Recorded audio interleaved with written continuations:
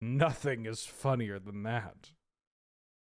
All right, let's do the enchant world. I mean, I guess I'll explain what we're going to do. So, this is going to be part 2 of the Modern Horizons set review for Modern Horizons 3. Yesterday we did Wooburg, and today we are going to be doing all the cards that were uploaded to the gallery over the from the past weekend and the holiday, as well as the entirety of multicolored, colorless, and lands. I hopefully will be able to get through all of this. If not, that's okay. There's a couple other days that we have to talk about the preview cards. So we got plenty. And if you missed the first one, the VOD of that, well, I mean, if you're watching live on Twitch right now, the VOD will be up tomorrow. If you are watching this VOD on YouTube, the VOD is already up. And so why are you watching this one if you haven't watched the first one? Maybe you just really want to hear me talk about something specific. Who knows? Let's do Enchant World, shall we? Hobruddy's Gruffic.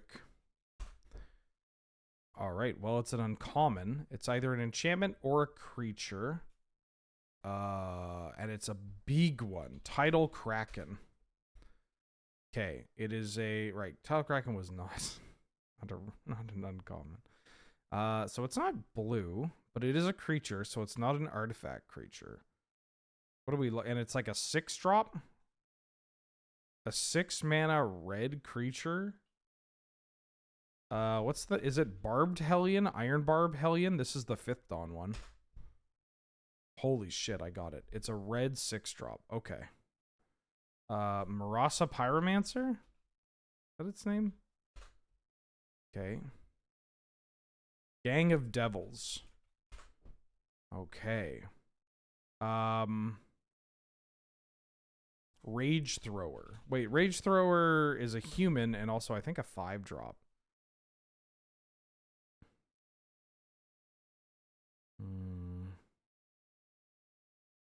It's from DKA. Oh, I think I know the one. It's a vampire. I think it's a vampire. Eggs.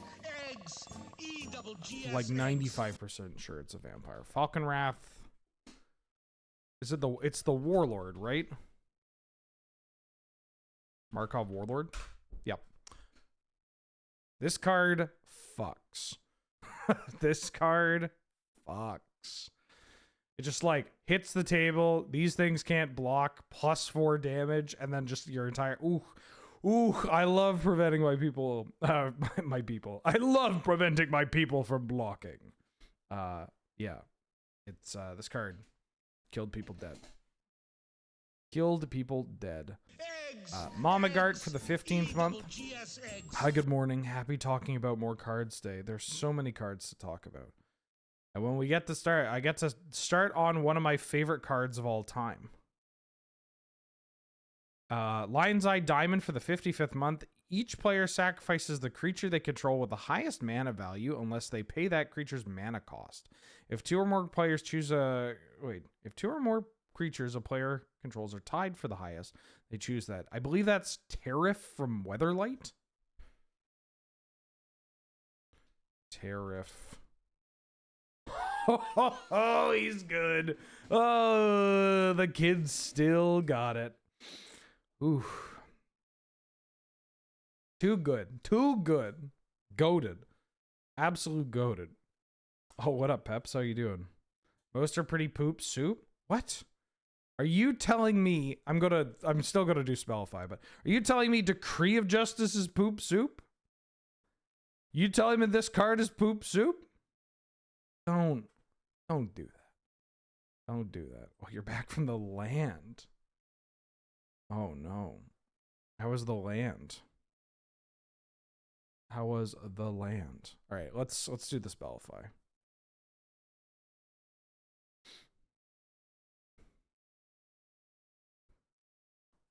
Huh? That's so many fucking words. What? And this isn't Legolas's quick reflexes, right? Wow, that's so much reminder text.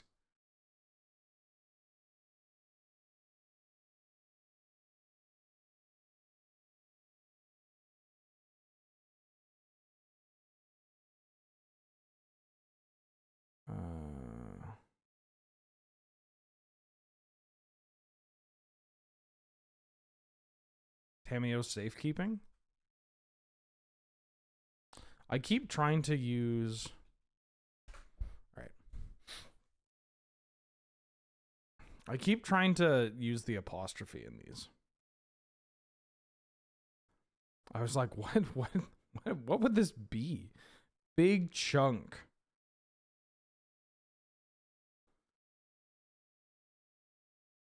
The apostrophe, I mean, there are only so many cards with an apostrophe and a single cost. And I knew there would be an S here, so I want to make sure that there's an S somewhere else. And yeah, right there. Bam. Okie dokie.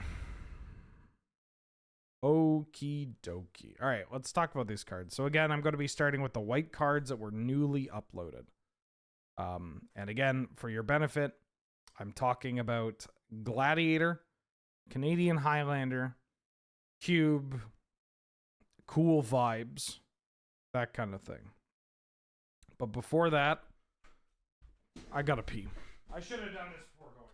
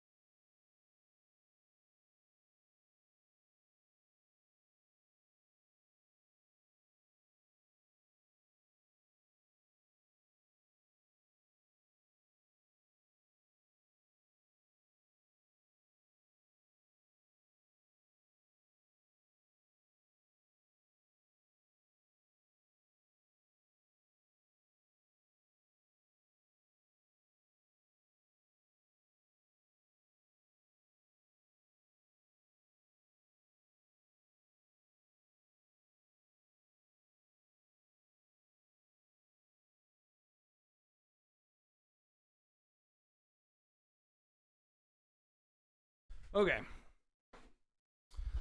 Okay, let's start. Decree of Justice, the first card. This is a reprint. This is coming to Magic the Gathering Arena. XX2 white for a sorcery. Create X 4/4 white angel tokens with flying. And then it has cycling for 2 and a white. And when you cycle Decree of Justice, you can pay X. If you do, you create X 1/1 white soldier creature tokens. Yeah, there's Corona Shadow on here. On all the decrees, there's Corona Shadow. Decree of Silence is the most noticeable. But like... Let the sun shine upon this right Lord there. of Cinder. I mean... Decree of Annihilation, she's right here. Savagery, she's here. All that jazz. Rob Fades. Welcome back for the second month. How you doing? Hello, I'm late. Did we just start? Yeah, we just started. Don't worry. Don't worry. We're only at the first card. So realistically, this card is not playable. This is a card that is near and dear to me and my childhood. I love this card to bits. If you draw it, it's kind of like a Shark Typhoon style card, except infinitely worse, right?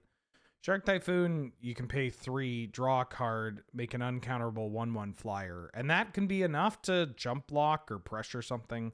You know, it can do something.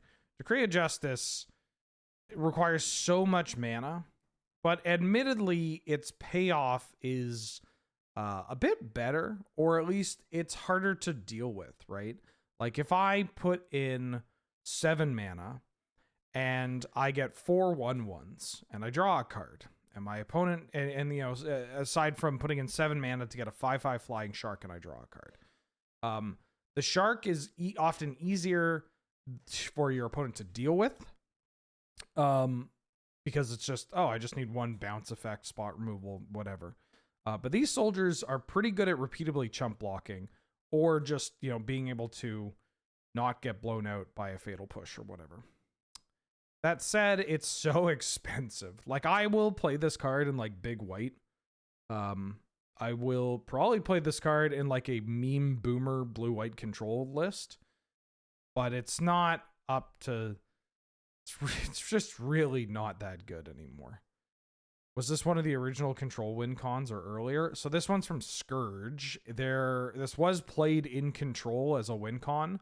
It was also played as, I mean, it was just like a cycling card. So even like the green-white slide decks would play like one. But, or maybe two. I think they played two. The ramp versions played two. This card saw a ton of play over the years, and it's kind of a cute little bone to throw. I adore this card. This was one of the first cards that when I was buying into pre-modern, I picked up a playset of. I think I still have it, because I have somewhere, this is kind of embarrassing. The deck that I wanted to play it in pre-modern played 4. But YJ, for whatever reason, had 3 signed Chinese copies. And, you know, I haven't actually checked to see if the one in my, like, use this for deck lists copy is also is the 4th one. I'm not going to do that now. I already got up to piss, but yeah. I love this card is what I'm saying. Expel the Unworthy. 1 in a white for a sorcery with kicker for 2 in a white. You choose target creature with mana value 3 or less. If the spell was kicked, instead you choose target creature. Exile the chosen creature, then its controller gains life equal to its mana value. This is a goofy one. It is unfortunately too slow. 2 mana sorcery that is only getting rid of something mana value 3 or less. Not that ideal. Kicking it gets rid of anything, which is kind of nice, but that's 5 mana in total to exile something and have them gain life. I mean, there's the part of me that wants to do the classic Magic player thing of being like, if only this were an instant, or only if this were a completely different card, it would be playable. But unfortunately, it's not. It's this card. And that's okay. It's a common in a limited set. Incredible artwork, by the way. This artwork is phenomenal. Big fan. Big fan of this artwork. Glyph Elemental. 1 in a white for a 2/2 enchantment creature elemental that has bestow for 1 in a white. It has landfall. Whenever a land enters the battlefield under your control, you put a 1/1 counter on Glyph Elemental. And it says enchanted creature gets +1/+1 for each +1/+1 counter on Glyph Elemental. I think this card is pretty fucking good. 2 mana 2/2 that just gets a bunch of counters on it is like fine, right?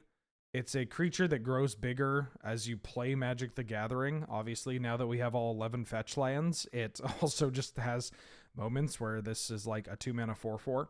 The bestow cost being as low as it is makes this extremely appealing to play, because you just get to suit up one of your cheaper flyers or evasive creatures, or bestow onto something that you're already bestowing onto in like an Enchantress deck or a Sanctum Stompy deck, and then start loading up.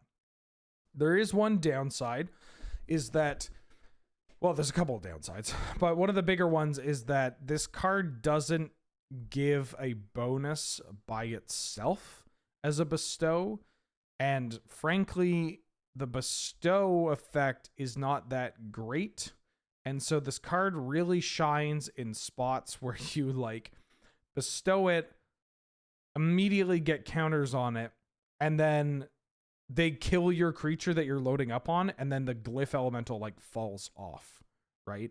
Like that part is pretty great. My intention with this card is that I imagine it'll see play again in Sanctum Stompy and like the Enchantress decks in Gladiator. I have a pet deck that I've been brewing for God, 2 years now. It's one of the few decks that I've been like updating, although I haven't updated it on Moxfield, but I've been like updating it in my head like over and over and over again. Is a Naya landfall aggro. Like, I really want, I'm gonna bust it out at a North 100 soon. I've had it set. This is for Canadian Highlander.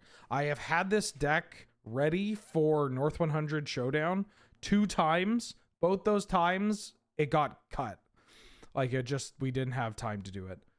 No, Scythe Leopard's too weak, but Step Links, the Akum Hellhound, Bristly Bill is a new addition. You got the Glyph Elemental, you know, Knight of the Reliquary, Countryside Crusher. It's just, let me see if I can find it. It's like an aggro loam kind of deck.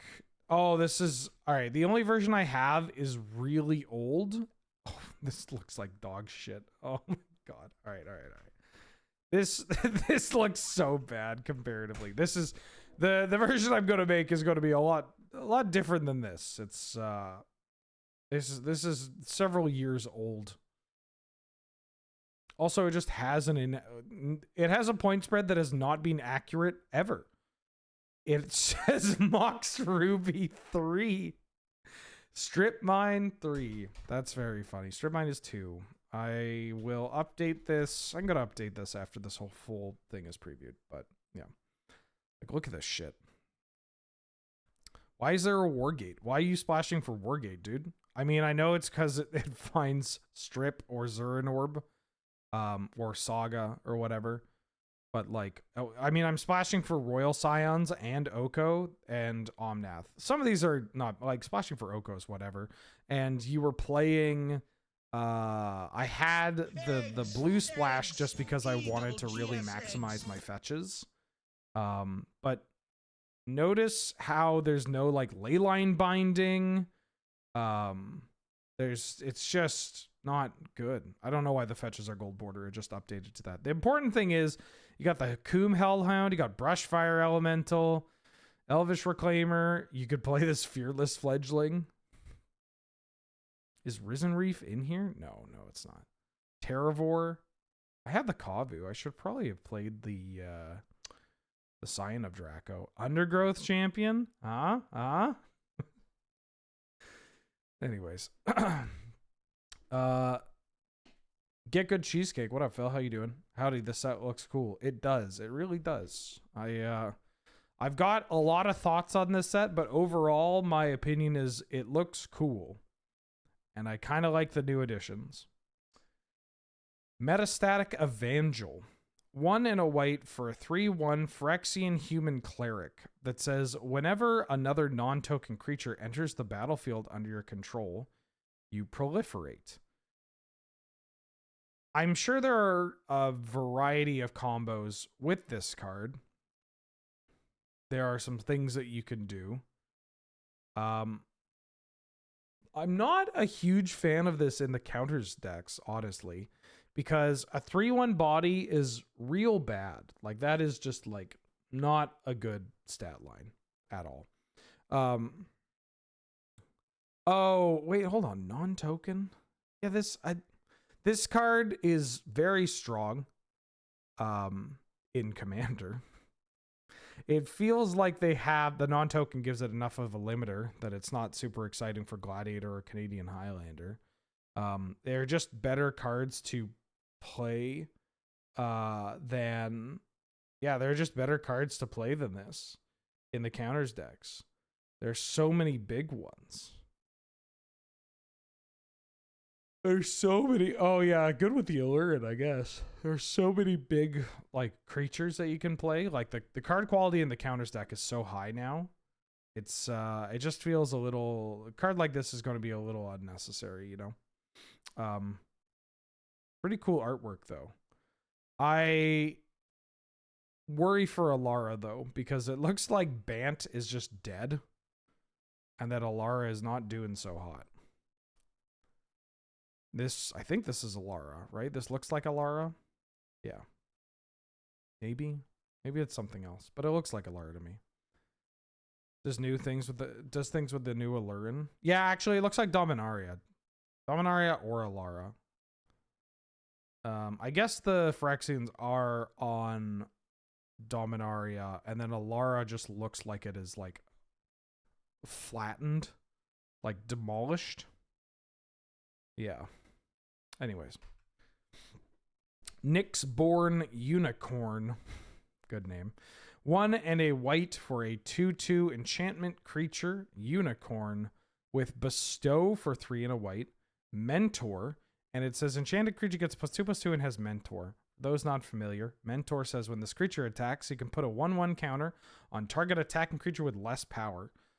This one probably not making the cut, although mind you, I've seen some pretty, like the Sanctum Stompy decks in Canlander, and I guess the enchantment aggro decks that have popped up in Gladiator. Like they'll just take anything that they can get.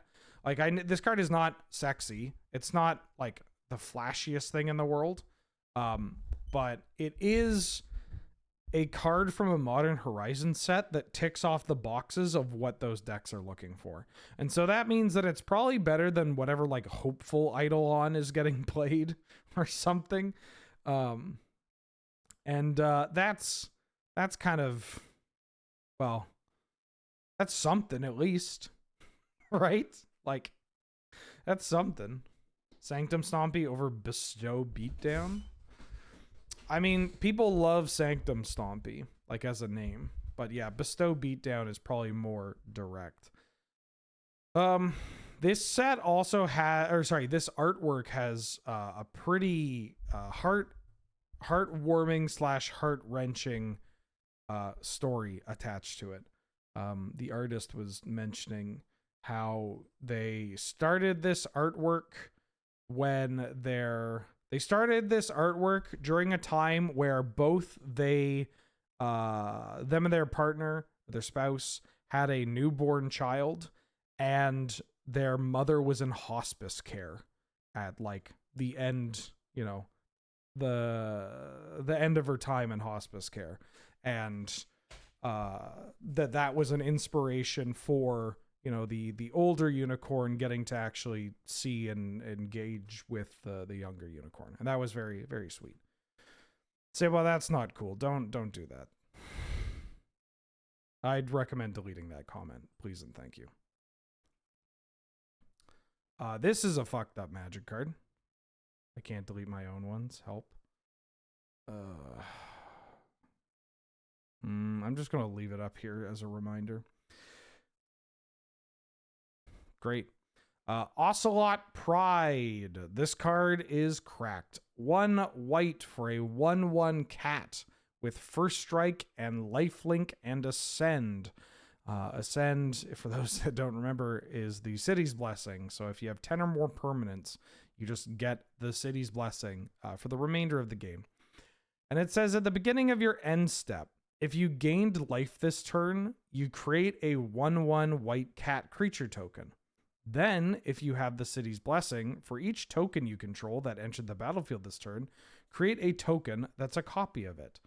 So the floor of this card is that it is a 1 mana 1/1 first strike lifelinker that at the end of your turn, if this attacked, if you had a Soul Warden in play as you played this, if you had something else gain life, you're going to start making 1/1s. That's pretty good because that's just a 1-drop. Like that. There we go. We did it.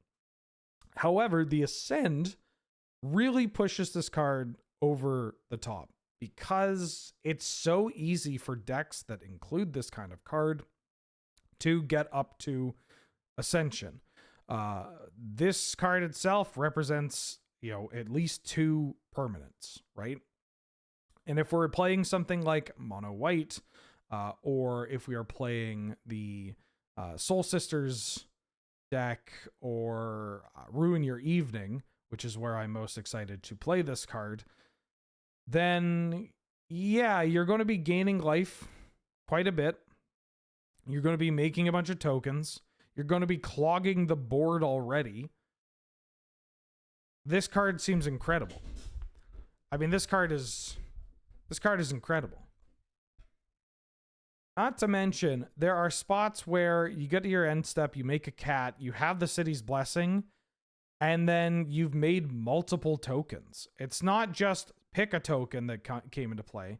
It's for each token. So if we're talking about like a Karnstruck token off of an Urza's Saga, a Spirit token off of Staff of the Storyteller, Samurai token off of the Wandering Emperor, like all these different tokens you're going to get more of.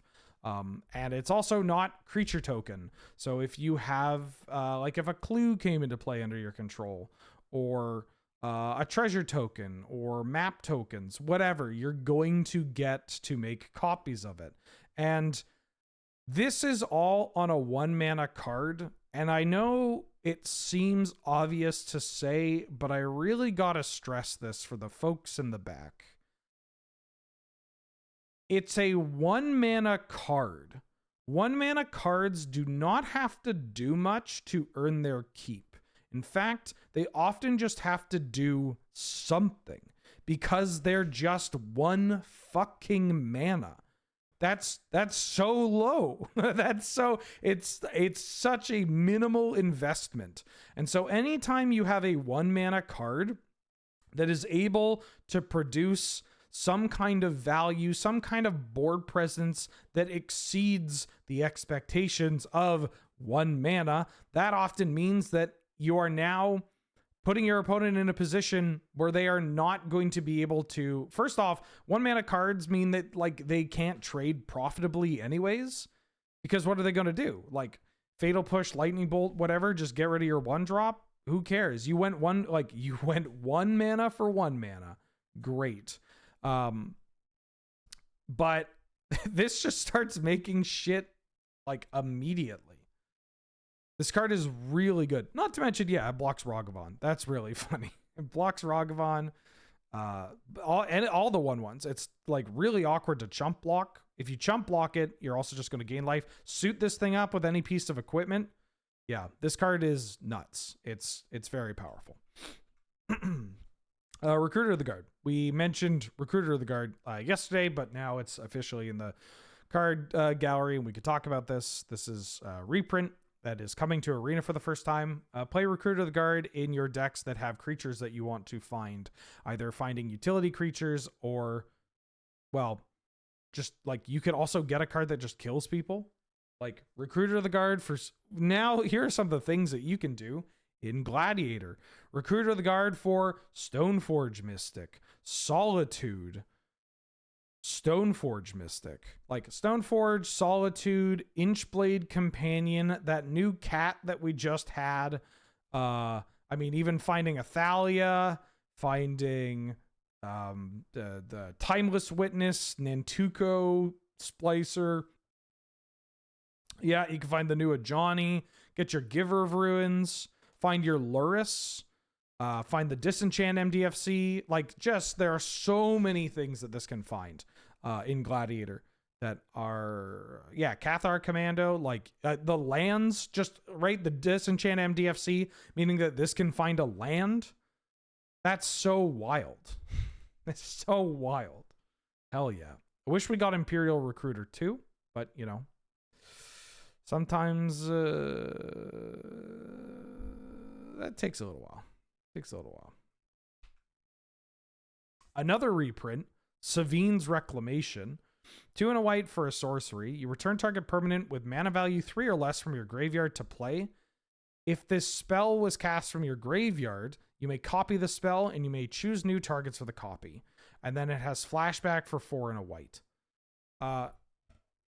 The Disenchant one, Rock and Gold Nerd, is Witch Enchanter. WITCH. Yeah, Imp Recruiter was an MH2, but it's not on Arena, unfortunately. Yeah, so Savine's Reclamation. This card is very strong. It's a card that gets better when you have cards like Strip or Urza's Saga or Time Vault or Black, you know, Underworld Breach, Black Lotus stuff. We do have Underworld Breach, but we don't really have the Black Lotus. I mean, we do off of the Oracle of the Alpha, but this card is great. Like, casting this card to just return a 3-drop is fine. That's selection. That's powerful. Rebuying a Banishing Light, rebuying, I mean, obviously just rebuying a creature is pretty good. It can be ramp if you want it to be. There's a bunch of stuff. And then flashback, it's just a whole bunch of value. So it's kind of funny because it's a card with a plenty, like the fair applications of this card are quite good, but it often only sees play in strategies that have a degenerate setup with this card.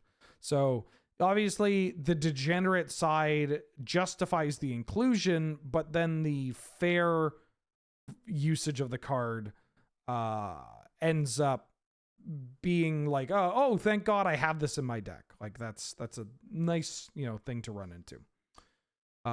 It is very good. It'll be interesting to see its application in Gladiator. I'm inclined to say that in the more annoying versions of Mono White or White X, you could look into this. The Bant, like Bant Blink again, is pretty good with this. Probably want to play this in like Enchantress or in like the Artifact deck because, returning your Nettle Cyst or Enchantress's presence is also pretty clutch. Yeah, card's great. New Magic card, Static Prison. 1 white for an enchantment. When Static Prison enters the battlefield, you exile target non-land permanent and opponent controls until Static Prison leaves the battlefield. At the beginning of your pre-combat main phase, sacrifice Static Prison unless you pay an energy. This is a 1 mana card. That's pretty good. It's not a permanent removal spell, but it does hit things for 3 turns. So for 1 mana, like we play this, exile your thing, get 2 energy. So it's gone for that turn. First upkeep, paying energy. Second upkeep, paying energy. Or second main phase, paying energy. And that doesn't work. What is this? What do you mean pre-combat main? Why are they moving away from upkeep? Is this so that you can make more informed decisions? Is it just, do people forget the upkeep? Why do I feel like I want to blame Commander players for this? Too many people are taking advantage of Eon Hub. We've got to stop. You have a chance to make energy on upkeep, but you could do that anyways. You could do it anyways. It's easy to blame Commander players. Of course it is. They draw, then they untap. My biggest pet peeve. I think this card is good enough for Enchantress in Canadian Highlander because it's a 1 mana enchantment that does something. And I think that it is probably good enough to see some play in Enchantress and Gladiator and also in like maybe some versions of Mono White. It's one of these cards where I wouldn't feel too bad just using it, and then a couple of turns later, then you have to deal with the problem. Like 1 mana deal with anything for 3 turns is pretty fucking good. And also just like obviously hitting a token, getting rid of it forever, or hitting something with counters and then it comes back and it's just kind of a little dinky baby. Like there are a bunch of spots where this card is just really fucking good. Again, 1 mana card. Hard to argue with a 1 mana card. So I like this card. I think its applications are more limited than, other 1 mana exile kind of effects. Obviously like Path and Swords come to mind. Or March of Otherworldly Light, I guess technically. But yeah, this card's pretty good. That's it for the new white cards as well. On to blue. This artwork. Amphibian Downpour. 2 and a blue for an enchantment aura with flash and storm. Enchant creature. Enchanted creature loses all abilities. It is a blue frog with base power and toughness 1/1. Very cool card. Very cool card. It is kind of interesting that you are going to be making so many enchantments, which can be relevant for decks, for Enchantress kind of decks that care about, Constellation or ETBs or just having a number of enchantments in play for your like ethereal armor or whatever. I don't think I'm not sold on this card in other cases, but I could see it being pretty reasonable. I mean, like bricking their like questing beast or whatever is pretty nice. It's 3 mana and it's an enchantment, which is going to, it's funny for enchantments and cards like this, on one hand, you're like, wow, it's an enchantment. That's great. And then on the other hand, you're like, oh, it's an enchantment. That's not good enough. The people that want it. The people that are just like looking at this as like a removal spell are not going to be super happy with the fact that it's an enchantment. I think it's better than it looks, but probably not the kind of card that you really need, We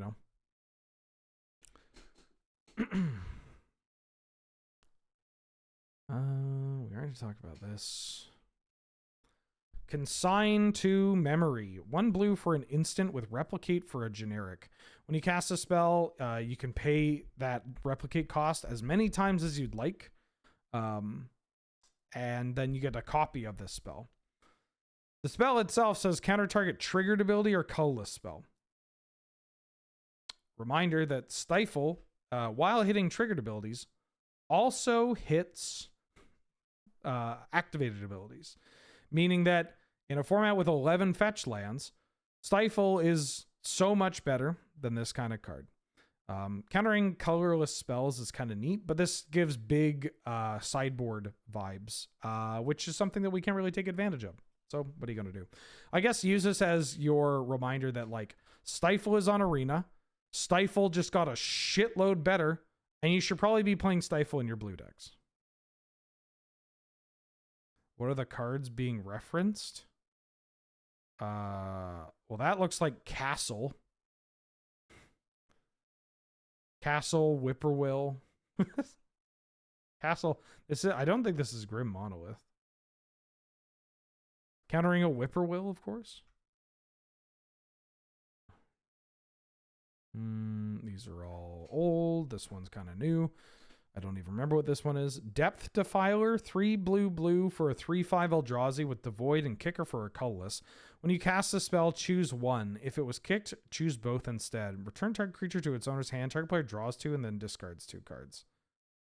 To the limited fodder with ye. Oh, hell yeah. I love this card. Dreamtide Whale. 2 and a blue for a 7/5 whale with Vanishing 2. I guess I should have picked this one for people not familiar with Vanishing. So Vanishing is fixed fading. Basically, it enters the battlefield with 2 time counters on it. At the beginning of your upkeep, you remove a counter. And then when the last one is removed, you sacrifice it. So you play this whale, comes with 2 counters. First upkeep, you remove a counter, and you're good. Second upkeep, you remove a counter, and if there are no other ones on it, you sacrifice it. Then it says, whenever a player casts their second spell each turn, proliferate. So the play pattern here is that you play out the 7/5, and then hopefully you double spell, or your opponent has to double spell to try to not die from this card. And every time they do that, you get to put a new time counter on this card. You can also proliferate your other cards in play, but this is that's what it's going for, right? It's as like a contained body, I guess. I love this card because listeners of Sheevan Wheeler love Magic. Is Future Sight out yet? Future Sight episode comes out next week. But I can talk about this card a little bit. So this is a card from Future Sight called Maelstrom Djinn. 7 and a blue for a 5/6 flying Djinn. It has Morph for 2 and a blue. And when it's turn face up, you put 2 time counters on it and it gains Vanishing. I love this Magic card so much. You have no idea. I played this card in like Canlander about 15 years ago. In the like mono blue sky, which was basically Flying Men. And Flying Men in the blue white skies list, Sea Stompy. Like, I really tried to play this card more than I should have. Love it to bits. And I'm getting big vibes, big Maelstrom Djinn vibes from this Dreamtide Well. It's large, but it's a vanilla creature. And this is not Rotting Regisaur. Rotting Regisaur is a much stronger card than this. If you can reliably second spell over and over again through cantrips and whatever, then sure, that's great. And your opponent may be able to reliably second spell. That's also great. But it's wild to say that like a 7/5 vanilla creature that just gets chump blocked and your opponent just like doesn't play into it. And if you play into it, then it's like, okay, whatever, that's fine. Like, sometimes it happens. 5 toughness also, like Scorching Shot deals with it. There are just a lot of spots where you can just kill this card. Like, I'm not trying to give a dies to removal kind of stance, but this card is not, it's not, you know, this like, holy shit, power creep that we're going to fucking die. It's like, no, we've been in this territory before. This is just a big vanilla donkey. And like, there are spots where this is like pretty good, but also, you know, like if my opponent goes like Mana Dork, if I'm on the draw, my opponent goes like Mana Dork into Dreamtide Whale, and I'm on like a slower deck or whatever, then like, yeah, I might take 7. I might take 7 here. That might be tough. But it would also be tough if they played like Sentinel of the Lost City. Right? Yeah. I will play this card. I will absolutely play this card. But I don't think it's particularly good. Oh, I just closed something I shouldn't have. Emrakul's Messenger. 1 and a blue for a 2/1 Eldrazi Fairy Rogue, Jesus Christ, with Devoid and Flying. And whenever you draw your second card each turn, you create a 0/1 colorless Eldrazi spawn creature token with sacrifice this creature, add a colorless. This card, on the other hand, I like quite a bit for a couple of reasons. One, it's a 2 mana, 2 power fly. Oh, it doesn't have flash. Okay. But it's a 2 mana, 2 power flyer. Great. Works for me. It's a 2 mana, 2 power flyer that doesn't have a color, meaning Mother of Ruins can't, you know, occasionally muck my attacks or whatever. Fairy is it's not a hugely relevant creature type in Canadian Highlander. It's starting to get a little more relevant for like, you know, not fairies proper. That deck does not really exist, but there are cards that are fairies that just so like, you know, if you're playing Spell Stutter Sprite or Spell Stutter, then yeah, it's nice to just have some redundancy. And that's like a reasonable approach to take when you're building Flying Men. And then this ability is pretty good. Like, this kind of does what Flying Men is hoping to do. Like, the whole basis of the deck is that you are going to be able to get a steady card flow and peck away at your opponent's life total through evasive threats, counter the actual things that you care about, and like basically race them while trying to like mediate your resources, your life total, the cards in hand, all that kind of stuff. And so being able to like smack in the air, and I guess it's worth mentioning, that's a deck with like every curiosity effect, right? Like, that's the whole shtick, is that you play an evasive creature, throw a curiosity on it, hit them, draw a card, drawing 2 cards, 3 cards a turn, and then hopefully you can just protect your threats or prevent them from playing big, scary cards. And so drawing additional cards each turn, drawing a second card each turn is pretty easy to do for that deck, right? Draw step, cast an op, Serum Visions, Mental Note, Thought Scour, hit them with the thing with Curiosity on it or Curious Obsession. And then the payoff is that you just get a chump blocker.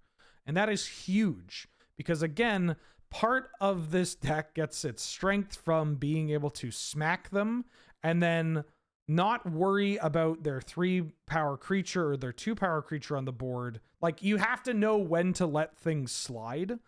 And sometimes that can be difficult because counter magic ain't what it used to be.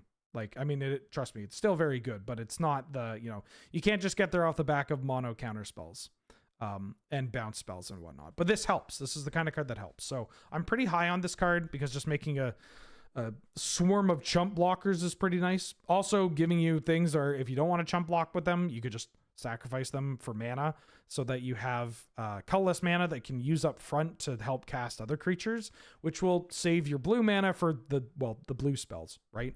Like if you're tapping blue to cast this, that's not great. But if I was sacking a spawn token and tapping 1 blue to cast this, and then I leave up 2 blue, that means that I'm open for mana drain, counterspell, whatever. I did it again. I closed the wrong window.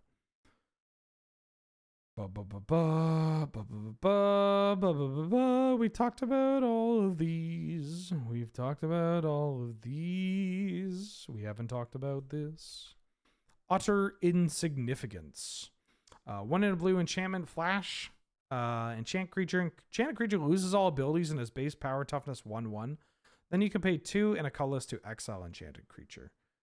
Not the greatest thing in the world, but I am reminded of a very cute blue-white deck that a cute blue-white deck slash a like Bant control deck of control, but you just play a bunch of auras and your card draw is you're basically Enchantress control. Like you're not trying to, combo kill people or lock them out of the game necessarily through like Phyrexian Unlife or whatever. You're just trying to play pacifisms on their threats and draw cards while doing it. Now, it's probably not good enough anymore, but anytime there's a good aura, right? Flash enchantment, lose all abilities, becomes a 1/1. Nice. Hell yeah. Instant speed witness protection that you can then cash in if you really need to. I'll pay attention. I'll pay attention, Dog shit archetypes need love too. Boggart Trawler. Oh, I didn't do the thing. Boggart Trawler. 2 and a black for a 3/1 goblin. When Boggart Trawler enters the battlefield, exile target player's graveyard. And guess what? It's a land. It's also a land. Yeah, if you missed the first part of the set review, these are all cracked. They're all really fucking good.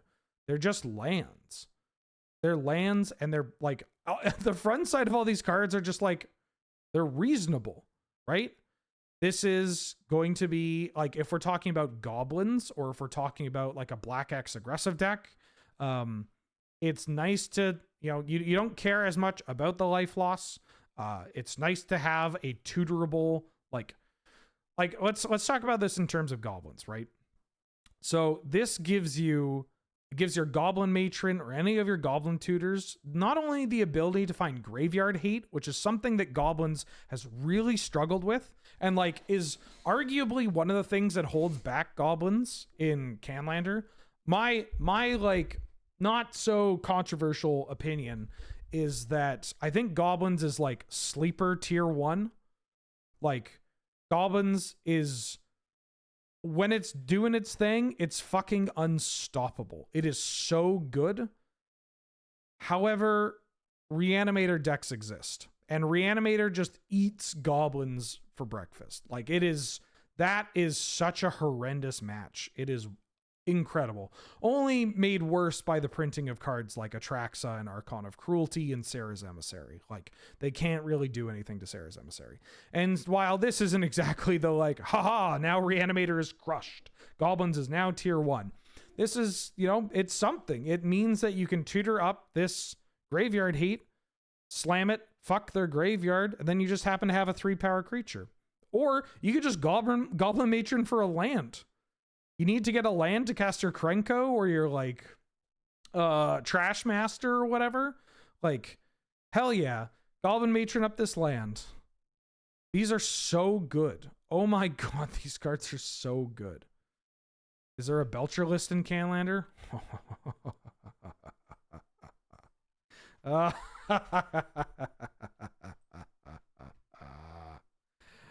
Oh, Is there a gob? Are you talking about former tournament winning 9-land Belcher Storm? Are you talking about this? Can Belcher get away with only playing MDFC lands?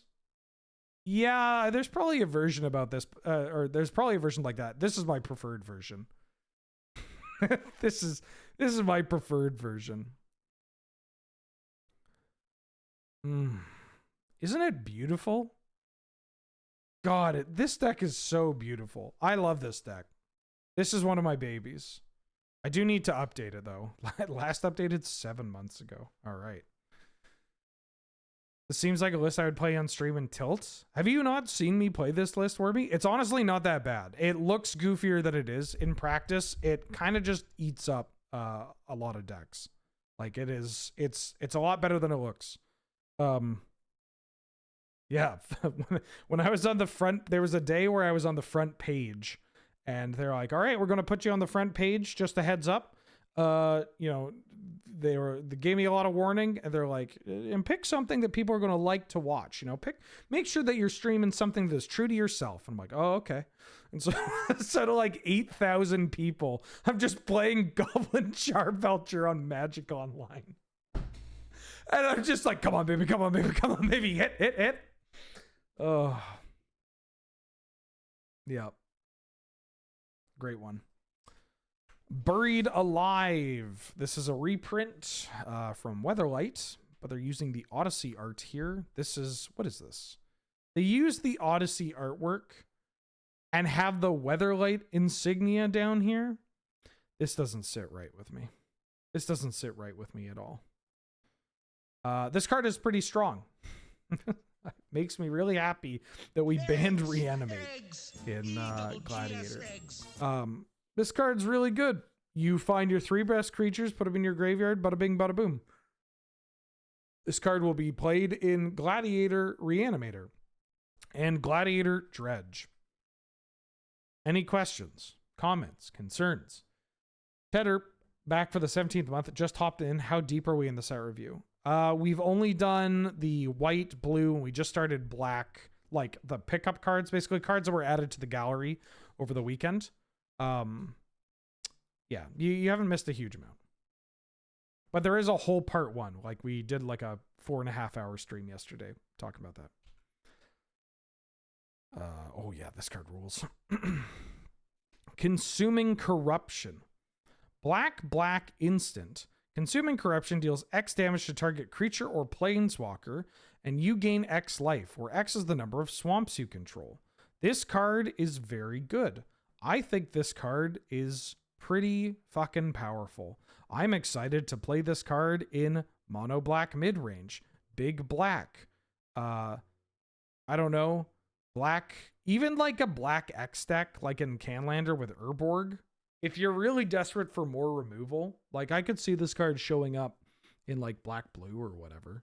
Like, yeah, this is 2 mana. This card used to be 4 mana and didn't hit planeswalkers. Now it's 2 mana and hits planeswalkers. Great. Love to see it. Yeah, play this card in black decks. Oh, here we go. Ethereum Terramander. Black for a 1/1 artifact creature salamander drake with flying, and Ethereum Terramander can block only creatures with flying. Pay 6 and a black, adapt 4. This ability costs 1 less to activate for each other artifact you control. Where are we playing these black artifact cards? Like, we got a bunch of them in the Warhammer deck, and we've gotten a couple of them here and there, but we haven't really gotten enough to, like, make the artifact decks slide into playing black.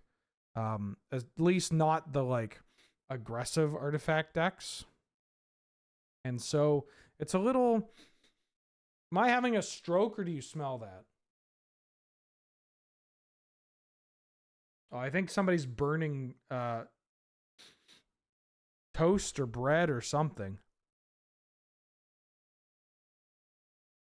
Yeah, where are we playing this? Like, we need to find a slot that can play this kind of card and this type of like that can justify this mana cost. And it's pretty hard to do. But there's a chance that we'll get to a density where it's like, oh hell yeah, we can the Bondulance. Oh hell yeah, we can jam this card and we can play. We can attach our cranial plating. I'm actually curious now. I'm gonna kind of look at this.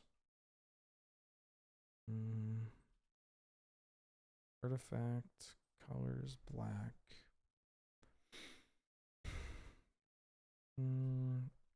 Okay, what do we have?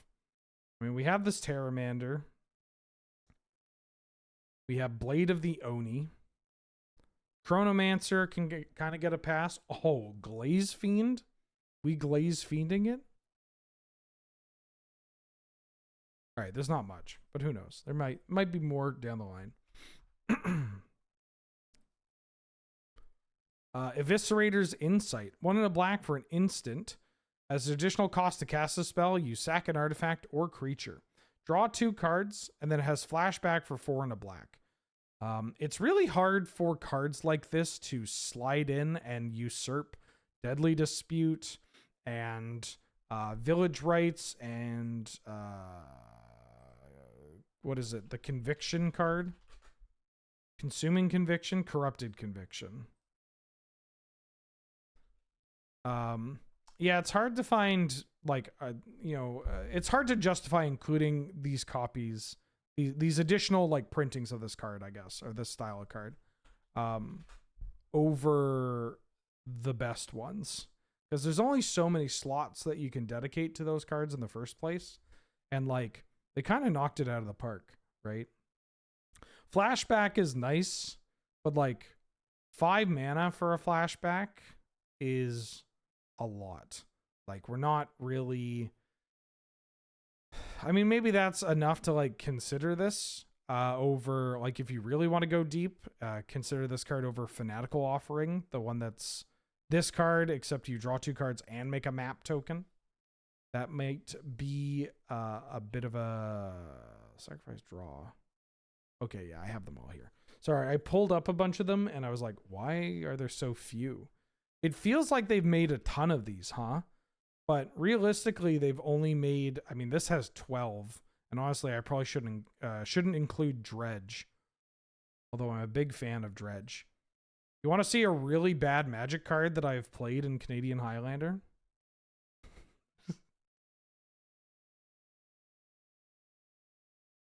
Oh, yeah. I played this in Mono Black Oath Tin Fins. Why? Because sometimes you get like your Gristlebrand in play and you need to, but it doesn't have haste. And so you need to sacrifice it so that you can then Goryo's Vengeance it back.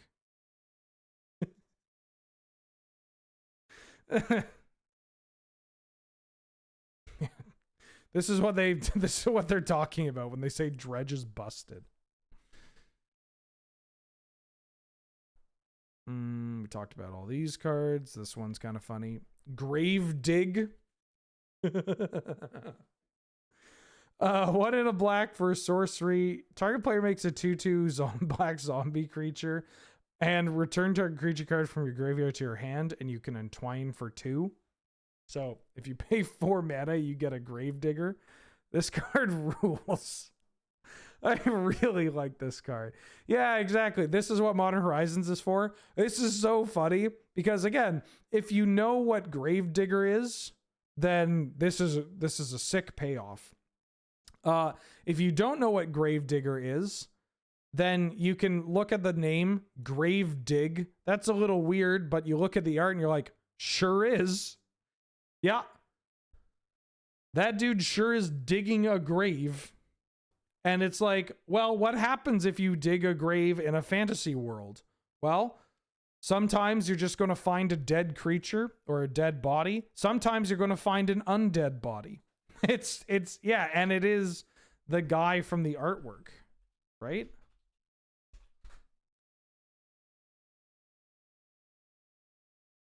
I miss them putting Gravedigger in sets. I kind of get why they do it. They don't like the looping kind of potential. But I feel like we've gotten to a place where... wait, the 8th edition? You mean the Tempest version? This guy? This art fucking rules.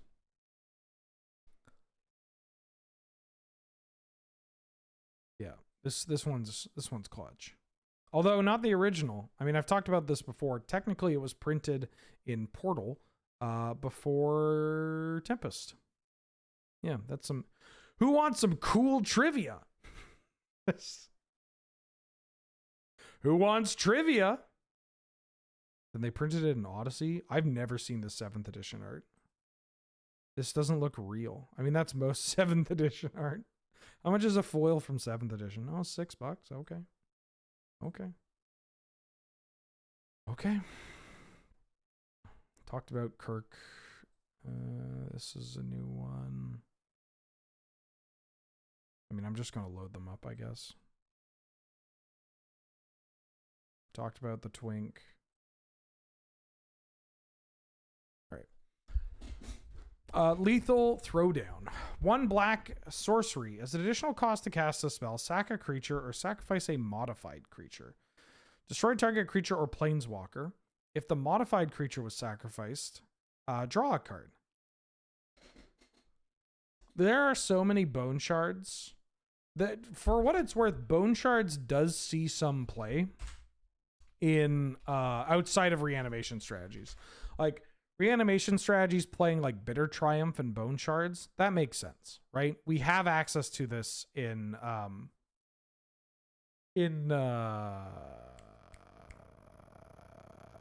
Gladiator already. And so, sorry, where am I going with this? We have access to Bone Shards and Bitter Triumph in Gladiator already. And in the Aristocrats decks, they typically play both. While this doesn't have the discard outlet, and while the Aristocrats decks aren't necessarily hoping to use the discard outlet or paying life, I guess Bitter Triumph is paying life and discarding, not sacking a creature. But you get what I mean. The like kill anything card at a cost.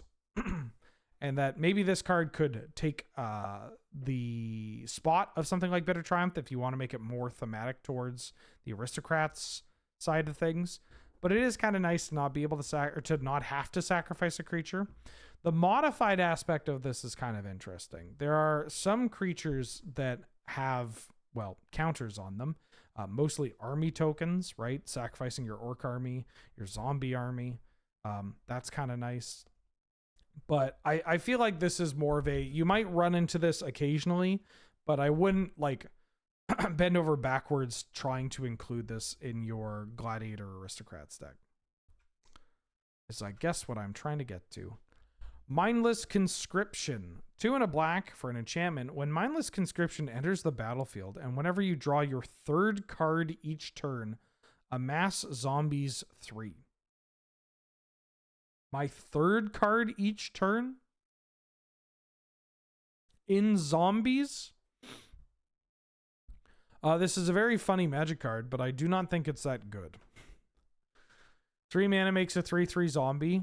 And then if you draw 3 cards, you get to make it a 6/6 zombie. How are we drawing 3 cards? Like, I mean, the fact that it's just a 3 mana 3/3 that is also modified is probably fine. Like that's for limited purposes. My Ancestral Recall in my Mindless Conscription deck. Let's go. We sack the 3/3 to Deadly Dispute. Oh, I like the way you think. Yeah, okay. Actually, I could see that. That might genuinely be a thing that had popped up where it's like you get your Mindless Conscription and then you sack it to that the new Village Rites. That's kind of funny. Look, if I do a draft of this format and I open 2 of these, like, yeah, I could try to do something gross. That sounds like fun. Necro Dominance. Black, black, black for a legendary enchantment that says skip your draw step. At the beginning of your end step, you may pay any amount of life. If you do, draw that many cards.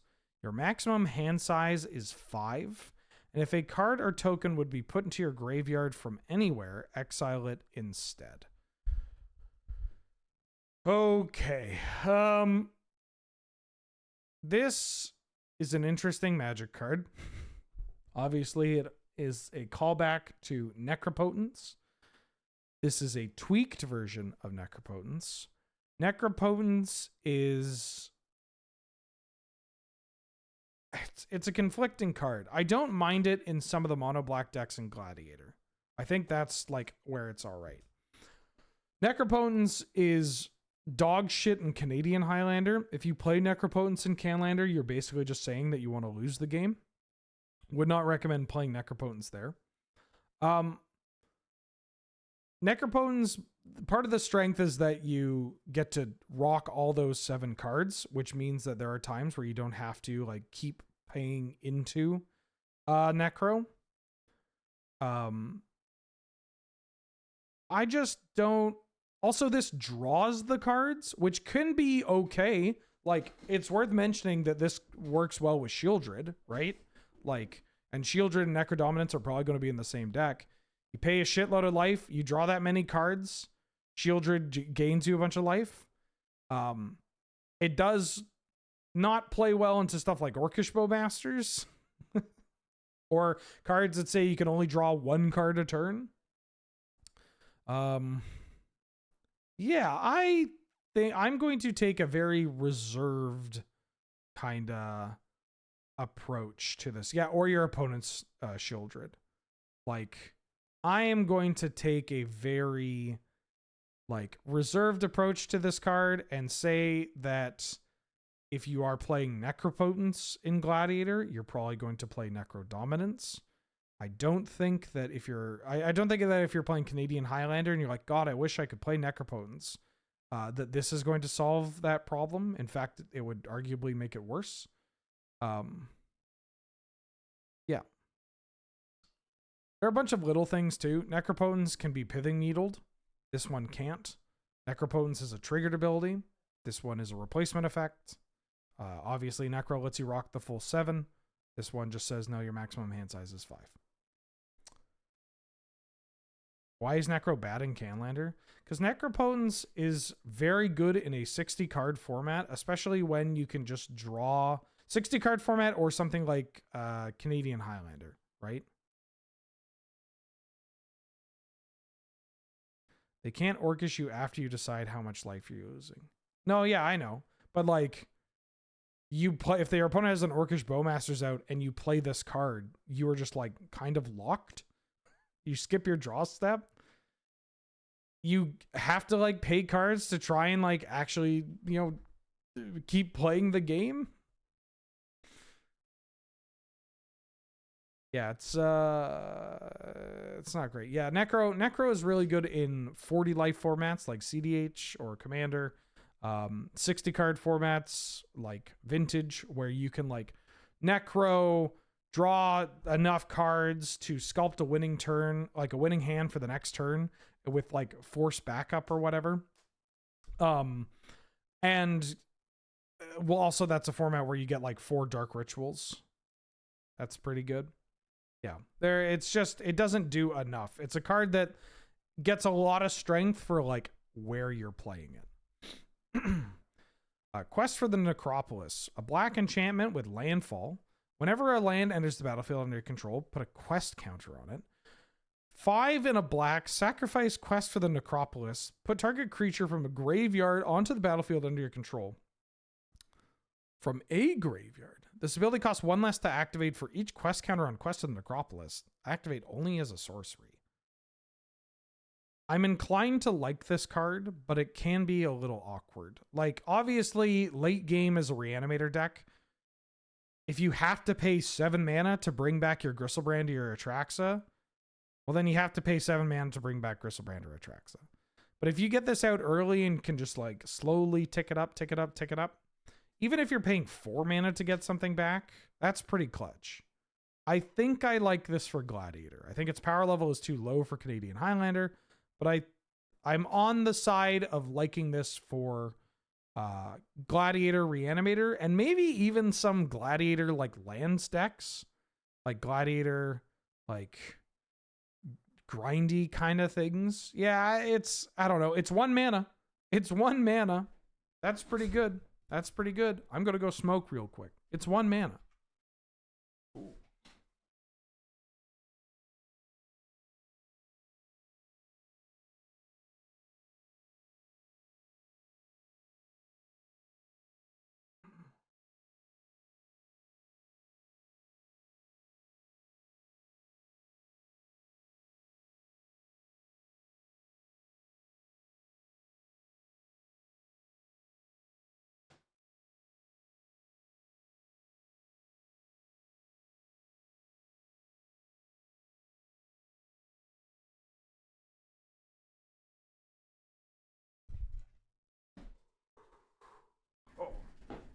All right, now we're good. Ripples of Undeath. 1 in a black for an enchantment. At the beginning of your pre-combat main phase, mill 3 cards. Then you may pay 1 mana and 3 life. If you do, put a card from among those cards into your hand. I like this card in Gladiator. I like this card in Gladiator, like Dredge or Self-Mill. The like Gladiator graveyard style decks. I kind of like it in some of the like in Enigmatic Incarnation, you know, being able to just like fill up your graveyard, because that's a deck that tends to use a lot of graveyard related synergies. Find the thing that you need. It gets back any card, not just permanent, which is like on similar ish cards you kind of have that effect. Obviously 1 mana and 3 life is a lot, but I feel like you want to play this card in something that can benefit from just milling things and then having the option being like, oh, great. Well, I found the card that I actually need in my hand and not my graveyard. So I'm going to pay 1 in the life to get that back. Then I'm going to use it and pop off. Did you turn off? Oh, I can't.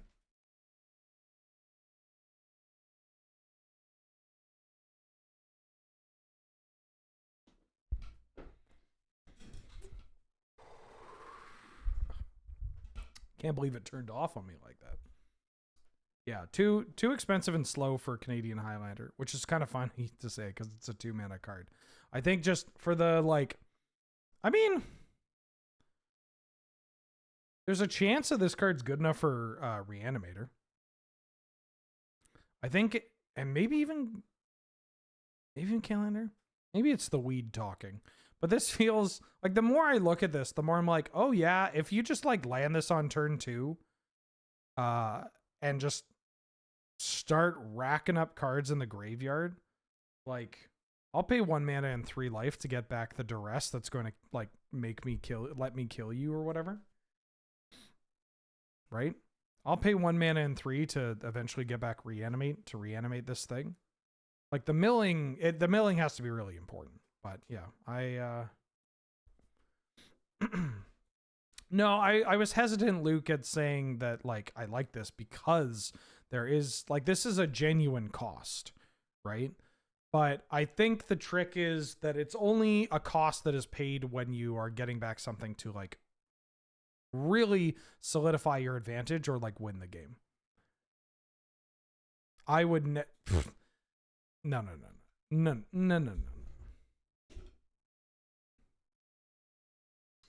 The Creation of Avacyn. 1 black for an enchantment saga. Chapter 1, search your library for a card, exile it face down, then shuffle. Chapter 2, turn the exiled card face up. If it's a creature card, you lose life equal to its mana value. Chapter 3, you may put the exiled card onto the battlefield if it's a creature card. If you don't put it onto the battlefield, put it into your hand. So, this is a card that I've seen a little buzz about. And I'm personally not a big fan of it. I think that it's just like really awkward that first off, it's slow, right? Secondly, it's really awkward if this just gets blown up and you are stuck with like a very like either, you know, if you are tutoring up a big creature to cheat in, than just like letting you lose a bunch of life and then killing your thing. It's like, all right, I've revealed Atraxa. I'll take 7. Oh, you're going to disenchant my Creation of Absent. I see. Or like, I'll find Shieldred. Oh, you're going to get rid of my Creation of Absent. I take 4. Like both of those, like what creature are you finding that you are, like you have to find a creature that is impactful and powerful enough that you're okay playing this and then waiting 3 turns. Including the turn you play it, right? Turn 1 doesn't really do anything. Turn 2 doesn't do much. Turn 3, then you get the pop off. If you find like a non-creature card, like a Tendrils of Agony, then if that's what your deck is based around, like killing somebody with Tendrils or like Tainted Pact or whatever, that you losing this enchantment is just like fucking horrible for you. I think this card is not good enough, a little too slow, and the disruptive side of it is pretty bad. Like it doesn't actually do anything for you until the final chapter, which means that you can like play this card and your opponent can be like, oh, I don't need to worry about this yet. In fact, it's beneficial for me not to do anything to this card until chapter 2 is like resolved. Okay. On to red. Aether Revolt. 2 and 2 red for an enchantment with Revolt. As long as a permanent you controlled left the battlefield this turn, if a source you control would deal non-combat damage to an opponent, or a permanent an opponent controls deals that much damage plus 2. Whenever you get 1 or more energy, Aether Revolt deals that much damage to any target. This is very expensive. It's a 4-mana enchantment that doesn't do anything by itself. That is a lot of damage. Like, let's be clear. This is a lot of extra damage, right? And it's one-sided. Oh, it's non-combat damage? Oh, this card sucks. If a source would deal non-combat damage to an opponent... Oh, this card stinks. Wait a minute, this card stinks. Ashling, Flame Dancer. 2 red for a 4/4 legendary elemental shaman. You don't lose unspent red mana as steps and phases end. It also has Magecraft. Whenever you cast or copy an instant or sorcery spell, discard a card, then draw a card. If this is the second time this ability has resolved, Ashling deals 2 damage to each opponent and each creature they control. And if it's the third time, you add 4 red. This card feels like it's too much of a win more. Where it's like, what are we doing with this card? Realistically, what are we doing with this card? Where are we playing this card? I could see myself maybe playing this in like a goofy big red deck, but it has a stat line that just dies to your sweepers mostly. You're never actually going up on cards, right? You're just rummaging.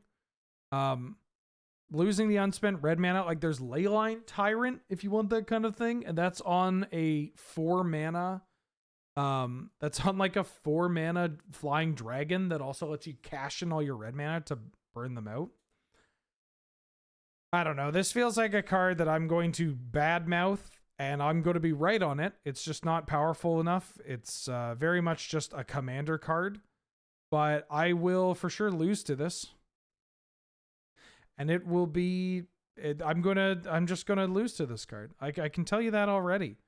Somebody's going to play this thing. They're not going to use any of these abilities. Like maybe they'll kill me with like the casting 2 spells and doming my board or whatever. But like, I'm not convinced. I'm just going to die to a 4 mana 4/4 that I couldn't address. And like, or that I had to address by like playing to the board. And then they're like, bolt you, wrath your board, hit you, and it's like, okay, yeah, cool. I mean, most things would have like, yeah, of course I would die to that. Yeah, of course I'd die to that. I do really, oh god, I love these profile frames. I started I didn't start. I finished collecting them. I have all the profile artworks for Commander Masters. That's the set. Have they all been previewed for this one? Modern Horizons 3. I want to look at all prints, all unique art. Are they all being previewed? Yeah, I love the Azusa one. Love the Azusa. I'm not going to waste everybody's time. It looks like a lot of them have been previewed. All right, great. What do we got? What do we got? Oh, yeah, this card.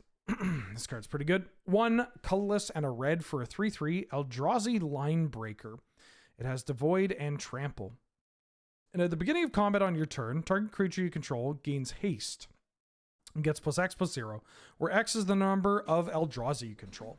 So this has Ancient Tomb mana, which means that if you cast this off of Ancient Tomb on turn 2 or 1, I don't know, whenever you get this card out ahead of schedule, it can attack as a 4/3 Trampler. Right? It doesn't say other creature. It just says target creature you control. So you can then smash them for 4. And then the next creature you play, you can buff that and give it haste and smack them for a lot. This card reads similar to like Reckless Stormseeker. Obviously, it's a bit difficult to cast, but you know, obviously in Canadian Highlander, it is not that big of an issue. For Gladiator, I kind of want to see, because I haven't really looked at this. Let's go legal and that land.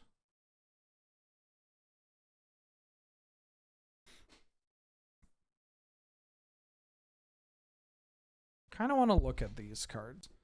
So like, what do we have for colorless utility lands that we can play in some of these decks? Like, obviously we have the Pain lands. They can provide colorless mana.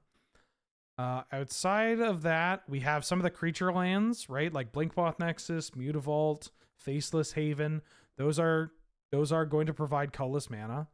Blast Zone, I don't know if you're playing this in like a creature strategy. Cavern of Souls, honestly, might not be that bad. Like, just start playing Cavern of Souls in some of your like monocolored like decks, creature decks. There's going to be a lot of overlapping creature types, and you know, as blue gets better, it's nice to have that. Obviously, Crawling Barrens, Demolition Field, and Field of Ruin are pretty good, and Dust Bowl. Yeah, like the deserts, like Hashep Oasis, Shafet Dunes, Ramanap Ruins. The Battlements. Okay. Yeah. We got a reasonable amount of colorless lands for your monocolored deck. Yeah. It feels like the problem is that for cards like this, like a 3-drop, right? It's kind of tough if you don't have it on turn 3. This card will still be good on turn 4 and beyond, don't get me wrong. But like, when we were talking about stuff like Thought-Knot Seer or Reality Smasher, you know, they're a bit bigger. They take a little more time to ramp up. But then they can finally hit the table and do something. You know, I bet we're going to get... this is a wild suggestion. I bet we're going to get Eldrazi Temple on Arena. I can feel it. They're not going to give us Eye of Ugin, but I can feel us getting Eldrazi Temple. I can feel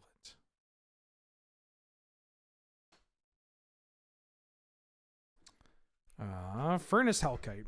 5 red for a 5/5 affinity for artifacts flying with fire breathing. These cards are always ones where I look at them and I'm like, that's cool. I would like to play them. I don't know if it's worth playing because it's just a big donkey. This one has an added benefit of being a creature, being an artifact, whereas some of the other big mana affinity cards, I guess it's worth actually bringing this up. I don't know. What do I want to do? Mana value? Power toughness? Let's go with power toughness. Where some of the big mana, like affinity cards that tend to dip into other colors, like Slag Strider. You know, if this card were an artifact, hell yeah, I would absolutely be trying this out. Chisgoria, again, a pretty good magic card, right? Like, theoretically, but it's triple red. That's not happening. That's Furnace Dragon levels.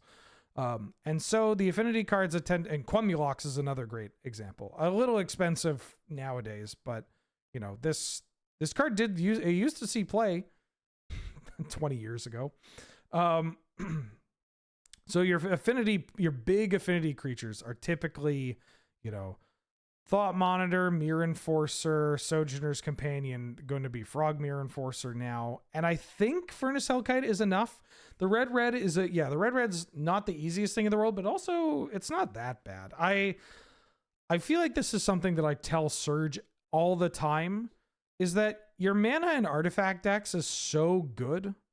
Like, we have the artifact lands. We have a million different, like, Spire of Industry type of effects. Like, yeah, you get the most out of your soul mana, right? The Ancient Tomb, City of Traders, Mishra's Workshops and Friends, Soul Rings, whatever. But, like, you can hit red. That's fine. You got Mox Opal. You got Mox Rubies. You got Great Furnace. You just have basic Mountain, Volcanic Island. Like, you will play lands that add colored mana.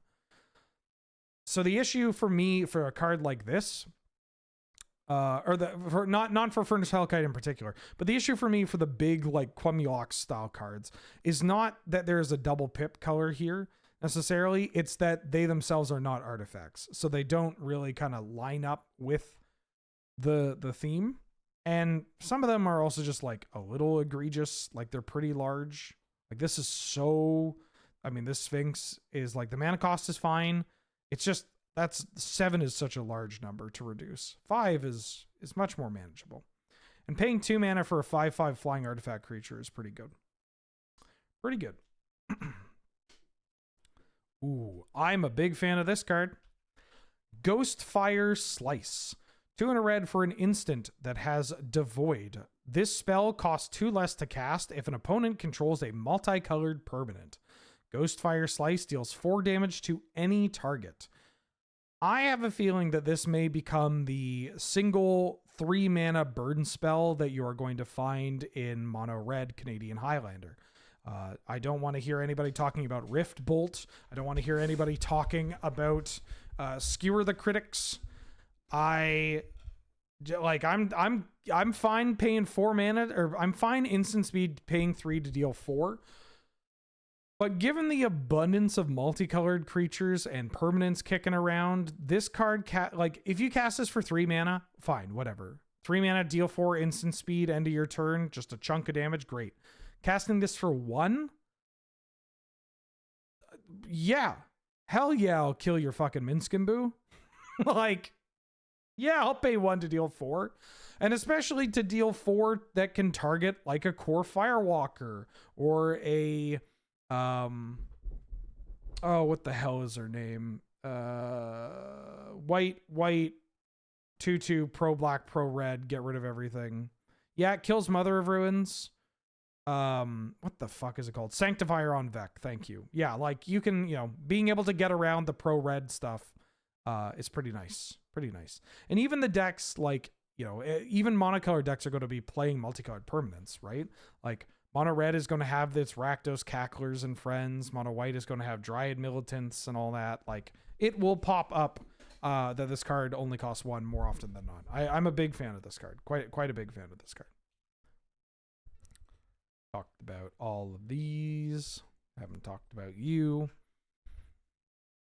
Party Thrasher. 1 in a red for a 1/4 Lizard Wizard. Perfect. Non-creature spells you cast from exile have Convoke. At the beginning of your pre-combat main phase, you may discard a card. If you do, exile the top 2 cards of your library, then choose one. You may play that card this turn. I got thoughts on this card. Its stat line is incredibly defensive, which is a little odd. Its Convoke ability is also, like, very specific. And then its pre-combat main, pitch a card, look at 2. It's what? Magmatic Chandler? Like, it's very similar to Magmatic Chandler. I don't think this card has a home. Like, where do I want to play this card? Maybe if there's a deck that is like really like, I mean, you could play this in like the Madness deck or whatever. But I don't think you want to because, first off, not exactly the best deck in the world. Secondly, the Jund Madness deck is more of a, like, this is not a stat line that you would want to play in that. That's a deck that looks to beat face. Yeah, I don't, who is this for? Yeah, in Modern with Lelias and Inties. Yeah, I'm a little low on this card. It's a good Magic card. I just don't know where this is showing up in Canlander or Gladiator. I just don't think there's a good home for it. This is for Commander players. Everything is for Commander players. Everything. This card's really expensive. There are these sagas associated with the Planeswalkers that are like very clearly just for limited. This is not a good Magic card. This one's kind of funny. Skittering Precursor, 2 in a red for a 3/3 Eldrazi drone with Devoid and Menace. And whenever you sacrifice a non-token permanent, you make a 0/1 Eldrazi spawn token. I don't like, it's kind of nice because it fills that like Pawn of Ulamog type beat, but you have to actually sacrifice it. It can't just die. It's single red pip is kind of nice. The body is pretty relevant. This card is just kind of a mess, right? Like, this is an aggressive stat line, and you want me to play this in a deck, presumably that has a lot of sacrificing, and sacrificing of non-token permanents. So, like, what am I doing? Am I playing? I can't, play this. Obviously, this makes sense that it says non-token, but I can't play this in the Jund game objects deck. I don't even know if I want to play this in Aristocrats because it isn't always going to do what I want it to do. It obviously is pretty good with fetch lands, but you get an 0/1. I don't know. Feels very weird and out of place.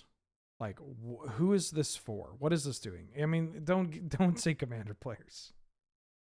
Please, for the love of God, don't say Commander players. They have too much. We give them too much. It is wild that there's, I gotta say, not to go on a little tangent about this, it is wild that there is such an emphasis focused on putting out products specifically for Commander players, when I always think of Commander players as just they'll play with anything. Like, you don't need to cater to them, because they'll just be attracted to whatever, right?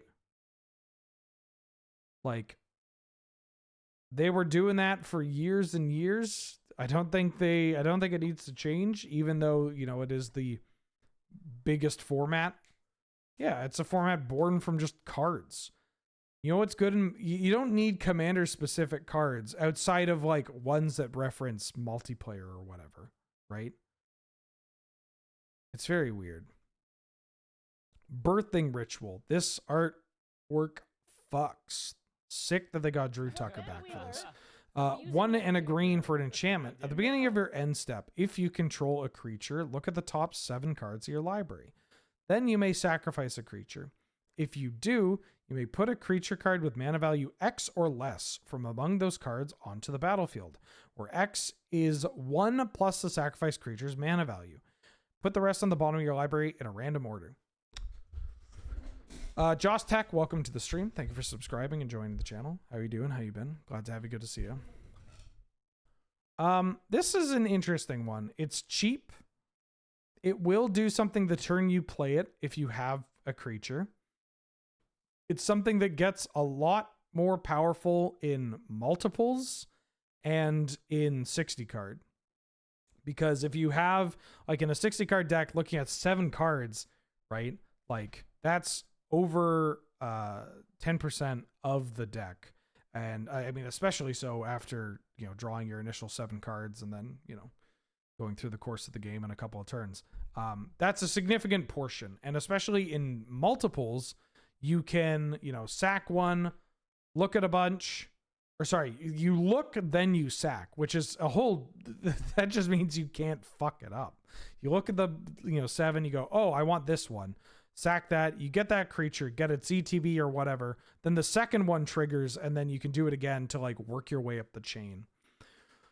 I don't know how I feel about this card in 100 card singleton, where there's so much more variance in what you find, what is in your deck. Your deck is just larger, so you're not as guaranteed to hit what you want. But this does have a very powerful effect. And I imagine it'll see a bit of play in like a creature combo deck, in a graveyard oriented deck as well. Like just cashing in something, putting in the yard and finding something else. It's pretty appealing. You do need like a large amount of creatures. 7 is a lot, but you need to have a considerable amount of creatures, like 45 plus for this to be like good. You don't have to do like Coco math because Coco is always bad, but this, you gotta commit a little bit. It's a powerful effect. It's cheap. Doesn't let you fuck up.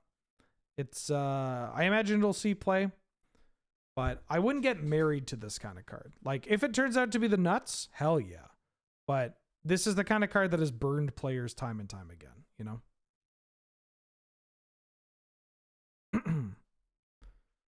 Colossal Dread Mask. 4 green for a living weapon equipment. Equipped creature gets +6/+6, has trample, and has equipped 3 in green. I think if you're going to do the Colossal Dread Maw, okay, first off, there was like a leak going around of like Colossal Dread Mozzie or something. Let me see if I can find it.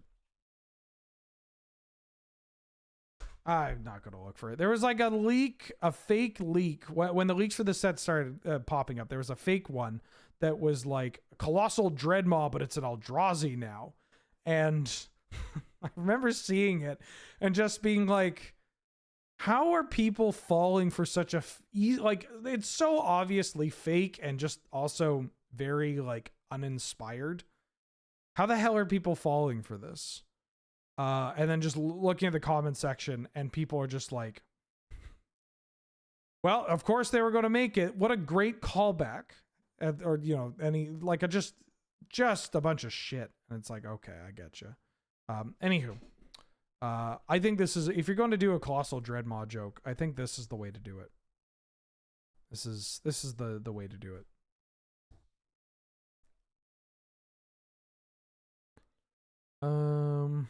Talked about all these. Oh, this card.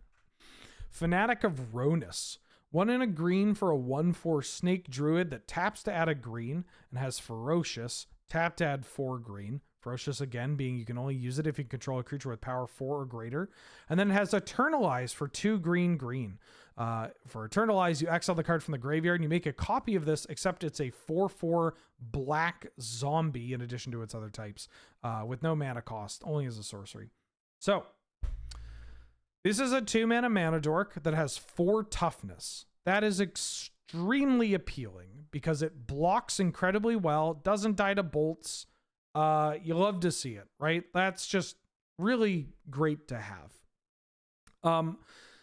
If you manage to get Ferocious online with additional creatures, this can have such a huge, explosive turn of like turn 2, this card, turn 3, I don't know, Old Growth Troll, Gruul Spellbreaker, fucking Steel Leaf Champion, just whatever, right? And then it can immediately tap for 4 and play out a Questing Beast or an Uvenwald Oddity or cast a Planeswalker. Alternatively, you just go turn 3, tap this, play an Uvenwald Oddity, Questing Beast, whatever you want, your 4-mana creature. And then your opponent's in a really tough spot where they have to get rid of that thing because if they don't, they'll die. But if they try to challenge it on the board, you then get to untap with 8 or 9 mana. And that is kind of fucked up.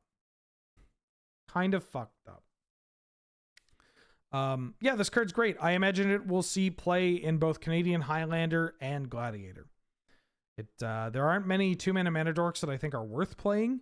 The big standout ones are stuff like Sylvan Caryatid or Paradise Druid that have, the hexproof, or Devoted Druid, which has a lot of combo potential. This doesn't have hexproof, but 4 toughness is a lot of toughness. That is a lot of toughness. And then the fact that if you get Ferocious online, it just casts Craterhoof Behemoth is kind of nice. Yeah. And then the Eternalize, right? Like you can just, when you Eternalize this, it then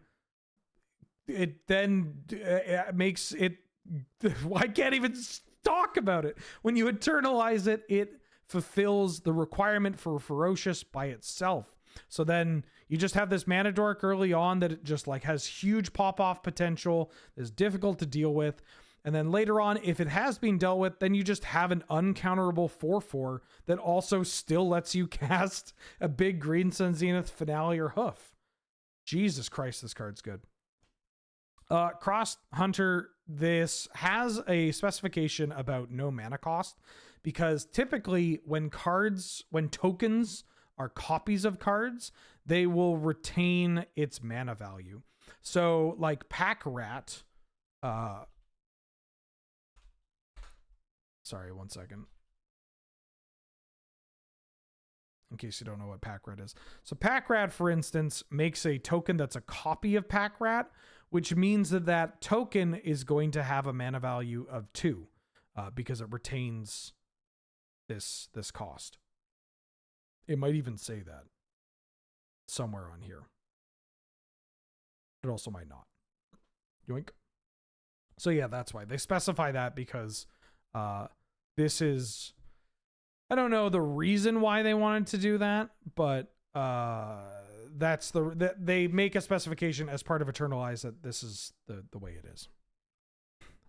This is the way it is. Hey, isn't that neat? Fangs of Colonia.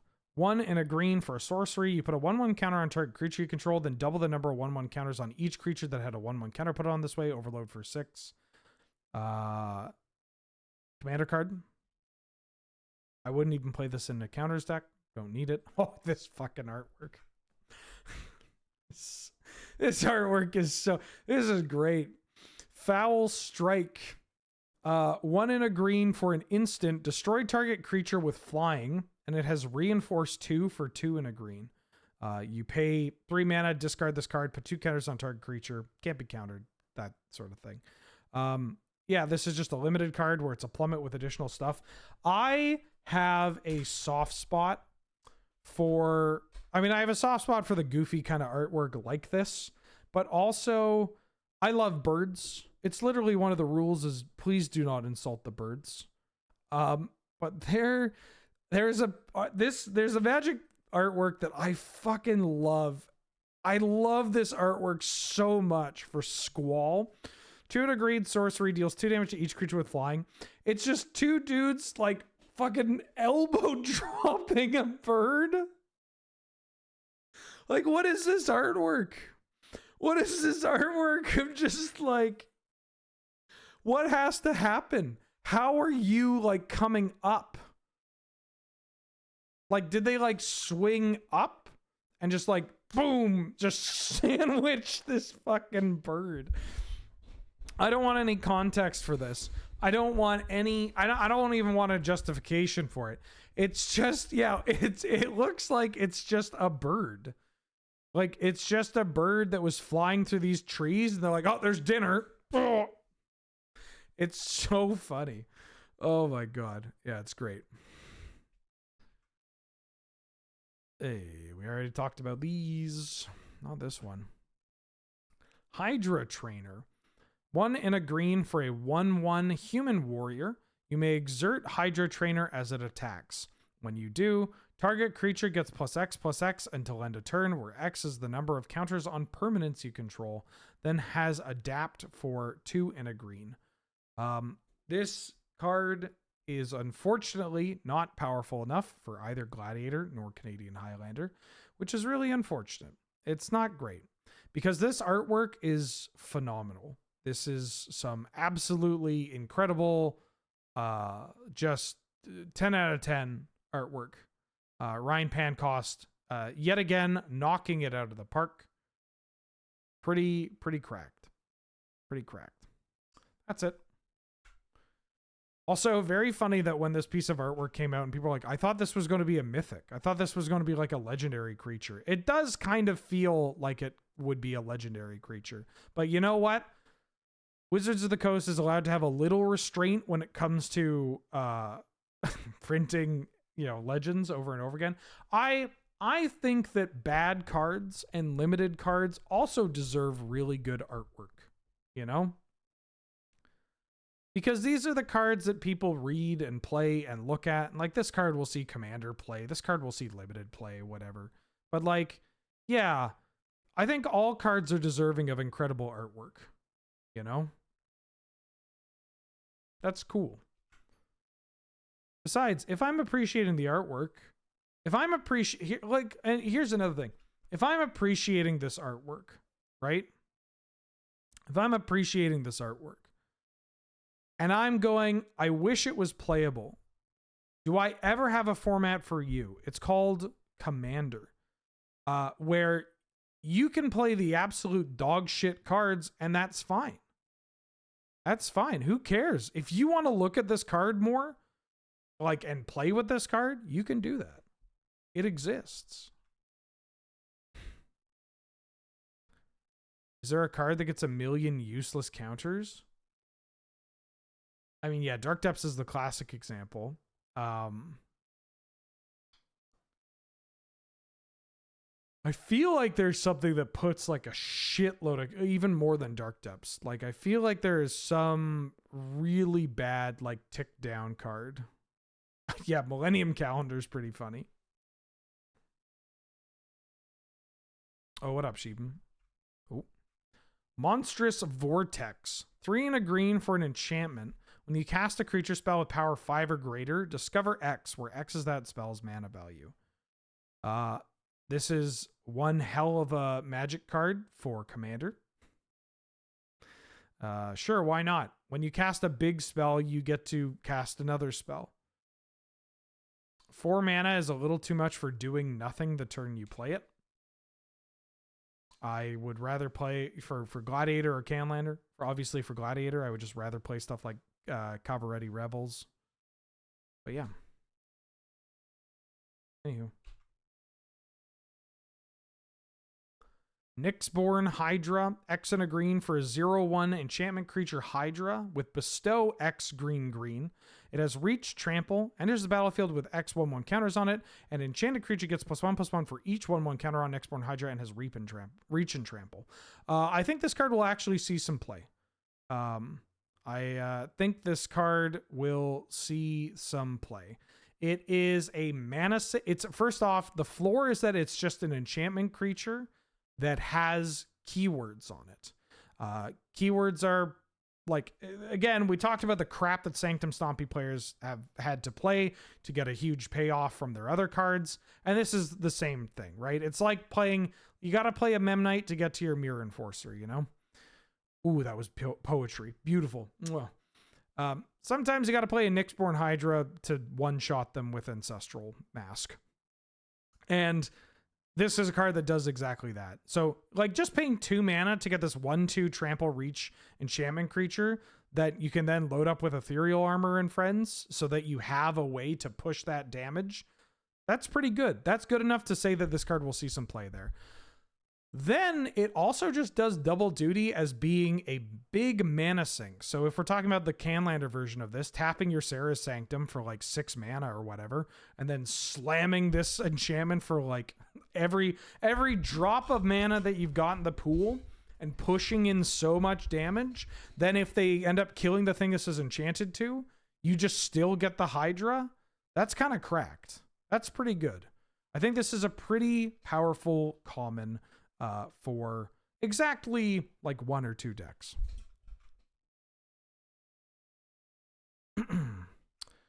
Primal Prayers. 2 green for an enchantment that says when Primal Prayers enters the battlefield, you get energy. You may cast creature spells with mana value 3 or less by paying energy rather than paying their mana costs. If you cast a spell this way, you may cast it as though it had flash. Jellyfish, welcome back for the 17th month. How you doing? How you been? Thank you so much for all the support. I hope you're doing well. Glad to have you. Good to see you. This is the Energy Allurin from this set. If you're not familiar with Allurin, I'll actually pop it up on the screen right now. Allurin is a... Holy shit, is that... Oh, I thought that said $400. I was going to say, there's no way. Allurin's not good enough to be $400. Allurin's a 4-mana enchantment that says any player can cast creature spells, mana value 3 or less from their hand without paying mana costs, and as though they had flash. Allurin is kind of a meme deck in Canadian Highlander. It has popped up here and there. Often it finds itself paired with cards like Birthing Pod or Survival of the Fittest, Food Chain, that sort of thing. And it's not great. It is symmetrical. It's not great. Never really took off, never really did anything. This version is fixed, air quotes, fixed. To get ahead of comments about this, there are a couple of differences. One, this is not symmetrical. Only you can prevent forest fires with Primal Prayers. And two, you only need to pay a single energy for casting the card. Doesn't matter its mana value. It's not worded in a way that if I cast a 3-mana creature, I have to pay 3 energy. I just have to pay a single energy for any creature I'm casting 3 or less. So there's a bit of a threshold, though, on the fact that we don't have many energy enablers. We don't have those. Right? Like, there's not a huge amount of repeatable energy. There's also, like, the fact that you could theoretically put together a combo. I'm going to click on this link. Okay, I see. Yes, thank you. I will share this on screen in a second. Wee Pigeon. There are a couple of combos that you can set up with this that require so many cards and frankly just don't do enough. You can combine it with the new Soul Warden, which says whenever another creature ETBs, you gain 1 and get an energy. So then when you cast a creature off Primal Prayers, you spend the energy, it ETBs, you get an energy. If you combine this with any like Mana War kind of effect, you can gain infinite life and get infinite ETBs. You can combine this with Green Belt Rampager. This one, the 1-mana 3/4 ETBs, you pay 2 energy, and if you can't return to its hand, you get an energy. You can do some cool stuff with that. The difficulty with this card is finding it and also finding the other pieces, right? Like, the thing about creature combo decks is that they often can just stumble into their combo because it's often one creature interacting with another creature. Or it is one style of creature interacting with a very specific creature, so that your creature tutors only really have to be dedicated to finding your Protean Hulk, your Academy Rector, your Spellseeker, and then the rest of your cards can just be like, oh, I incidentally drew a sack outlet, or I just so happened to draw a, I don't know, fucking Eternal Witness or whatever, right? And so being a 4-mana enchantment just kind of sticks out. Like, it means that if you want to really find this, you either have to play more generic tutors, which don't always find a home, or you have to start playing like enchantment-specific tutors, and those are a little awkward because you're like, well, I have my Primal Prayers. This idyllic tutor's not doing anything. But, you know, look, people are going to try to break this card. They're going to try to do some goofy stuff with it. I'm not convinced. Maybe the redundancy is enough to try and like put together a goofy Allurin deck in Canlander again, but well, I'm still not convinced. We talked about all these cards. Not this one. Ooh, this artwork. Springheart Nantuko. 1 in a green for a 1/1 insect monk with bestow for 1 and a green.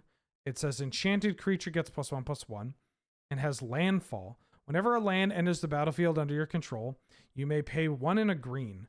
If you do, whenever a land enters the battlefield under your control, you may pay 1 and a green if Spring Heart Nantuko is attached to a creature you control. If you do, you create a token that's a copy of that creature. If you didn't create a token this way, create a 1/1 green insect token. Yeah, this templating is fucked. Okay. Whenever a land ETBs, I play my land. There's a triggered ability. I can pay 1 and a green if it is attached to a creature I control. So if and only if this card is enchanting a creature, I can pay 1 and a green. If this is when a land enters battle, you may pay 1 and a green if it is attached to a creature you control, period. Or Pyro, are you talking to somebody else? Okay, I'm going to read this card. Okay, I'm going to ignore chat and I'm going to read this card very specifically. Whenever I have my Spring Heart Nantuko in play and I have played a land, there's a landfall trigger that says whenever a land enters the battlefield under your control, I can pay 1 and a green if it is attached to a creature I control. It is not attached to a creature I control, so I may not pay 1 and a green. If I do, create a token that's a copy of that creature. I didn't. So if I didn't create a token this way, I make a 1/1. So when this is not attached to a creature, it has landfall, make a 1/1 insect. If it is attached to a creature, it has landfall, you may pay 1 and a green. If you do, make a copy of the enchanted creature. If you don't, make a 1/1. So bestowing this onto a creature gives you the option of making copies of the enchanted creature for 1 and a green. But if you don't, you still get the bugs. Oh, okay. I have a feeling that I am going to have to do this all over again on North 100. Honestly, I am going to specifically ask for landfall always works. You always have the option to make a token. You will always make the token. You will always make the token. If this is enchanted, you have the option of making a copy for 1 and a green of whatever it's enchanting. Also, dastardly, you can slide it back a little bit. I don't agree that this is not that complicated, because this is the kind of card that when you read it, you assume, like, the formatting on this card is such a way that similar cards say, hey, you can pay this cost, and if you do, here's a thing. But this has a when, if. So, like, I don't know. I would cut some slack to people reading new cards that sound like when you skip through the text on the Emerald Maiden in Dark Souls 2. They're bestower of the Nantuko when if.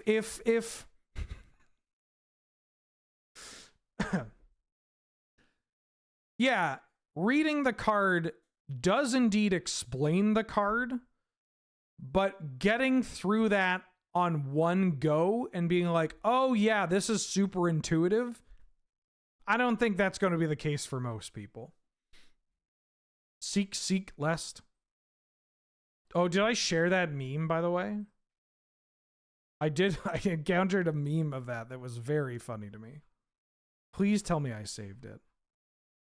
Fuck, I didn't. I had a very specific meme about exactly that.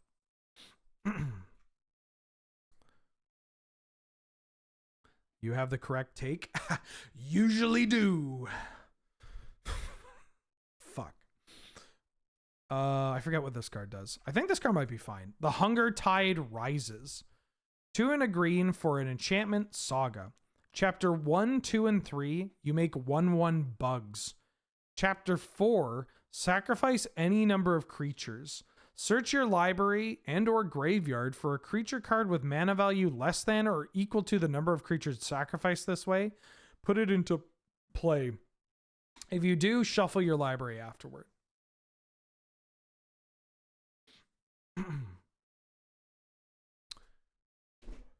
This card's kind of annoying.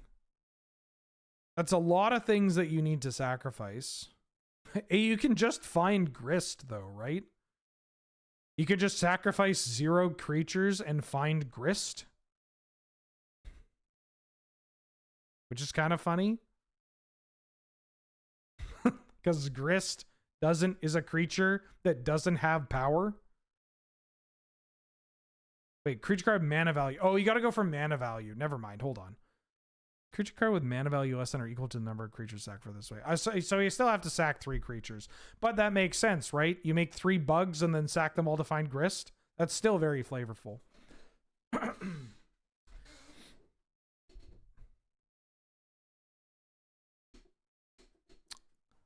I'm inclined to agree that this card may end up finding a home in like Seeker Walk, or in like an Abzan creature combo deck in Canlander, maybe in Gladiator too. Like you have your creature combos are less explosive, but like I don't know, finding like a Timeless Witness for your Ephemerate combo, like yeah.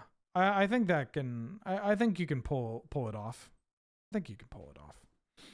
It's slow, but making a token every turn is not that bad. Like even if this, 3 mana, make a token, whatever. Like that is still kind of annoying to deal with. That's it for green. Before I get into multicolor, Kiefer, do you want to get that drink? Before I get into multicolor, I guess I'll look at the special guests cards to see if any more have been previewed or if they've all been previewed. They've all been previewed. What's the multicolored one? Expressive Iteration, Thought-Knot's here. We already have those on Arena. These aren't coming to Arena, but I'm just kind of curious. And then they haven't updated the Commander cards. That's fine. Okay. So Kiefer, without me knowing, purchased 2 sodas. This is a mukbang right here.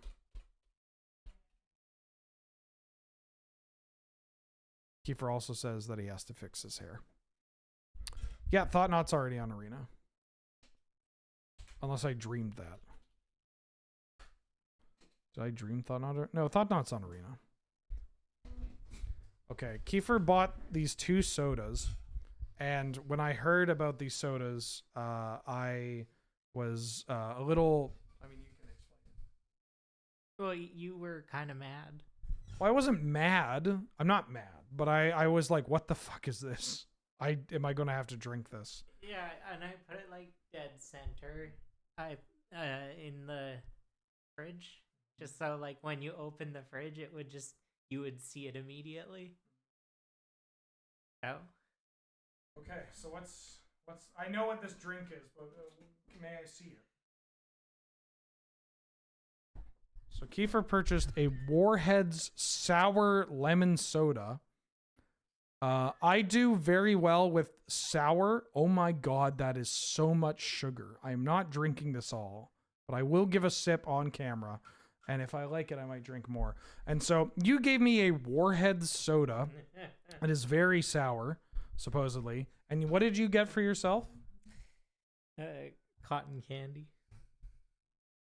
He got a cotton candy sparkling drink with 0 sugar. So you got me an incredibly sweet, over the top sugar sour kind of can and gave yourself basically 0 sugar. You gave yourself cotton candy LaCroix. All right, here we go. Oh fuck. This has so much sugar in it. Oh my god. Oh, that's not good either. okay. Hold on. Well, I'm gonna here. You have to try this, or at least smell it. Computer, stop. Oh, Jesus.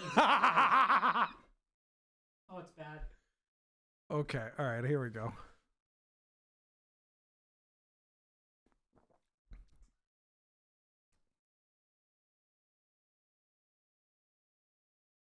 This is fine. No, it's bad. Honestly, Actually, it's bad. if this was less sweet, I would drink this. Yeah, this has so much sugar in it. I'm not drinking this all. Yeah, this is. What,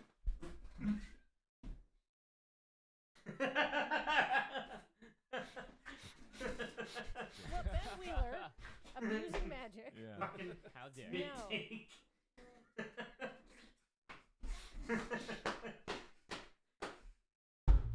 Oh god, I didn't mean to spit it out. I slammed it and I went like, and some of it hit my throat really quick, and then I coughed. Oh. Oh fuck. Okay. Let me try this cotton candy one. You're gonna hate it. Oh.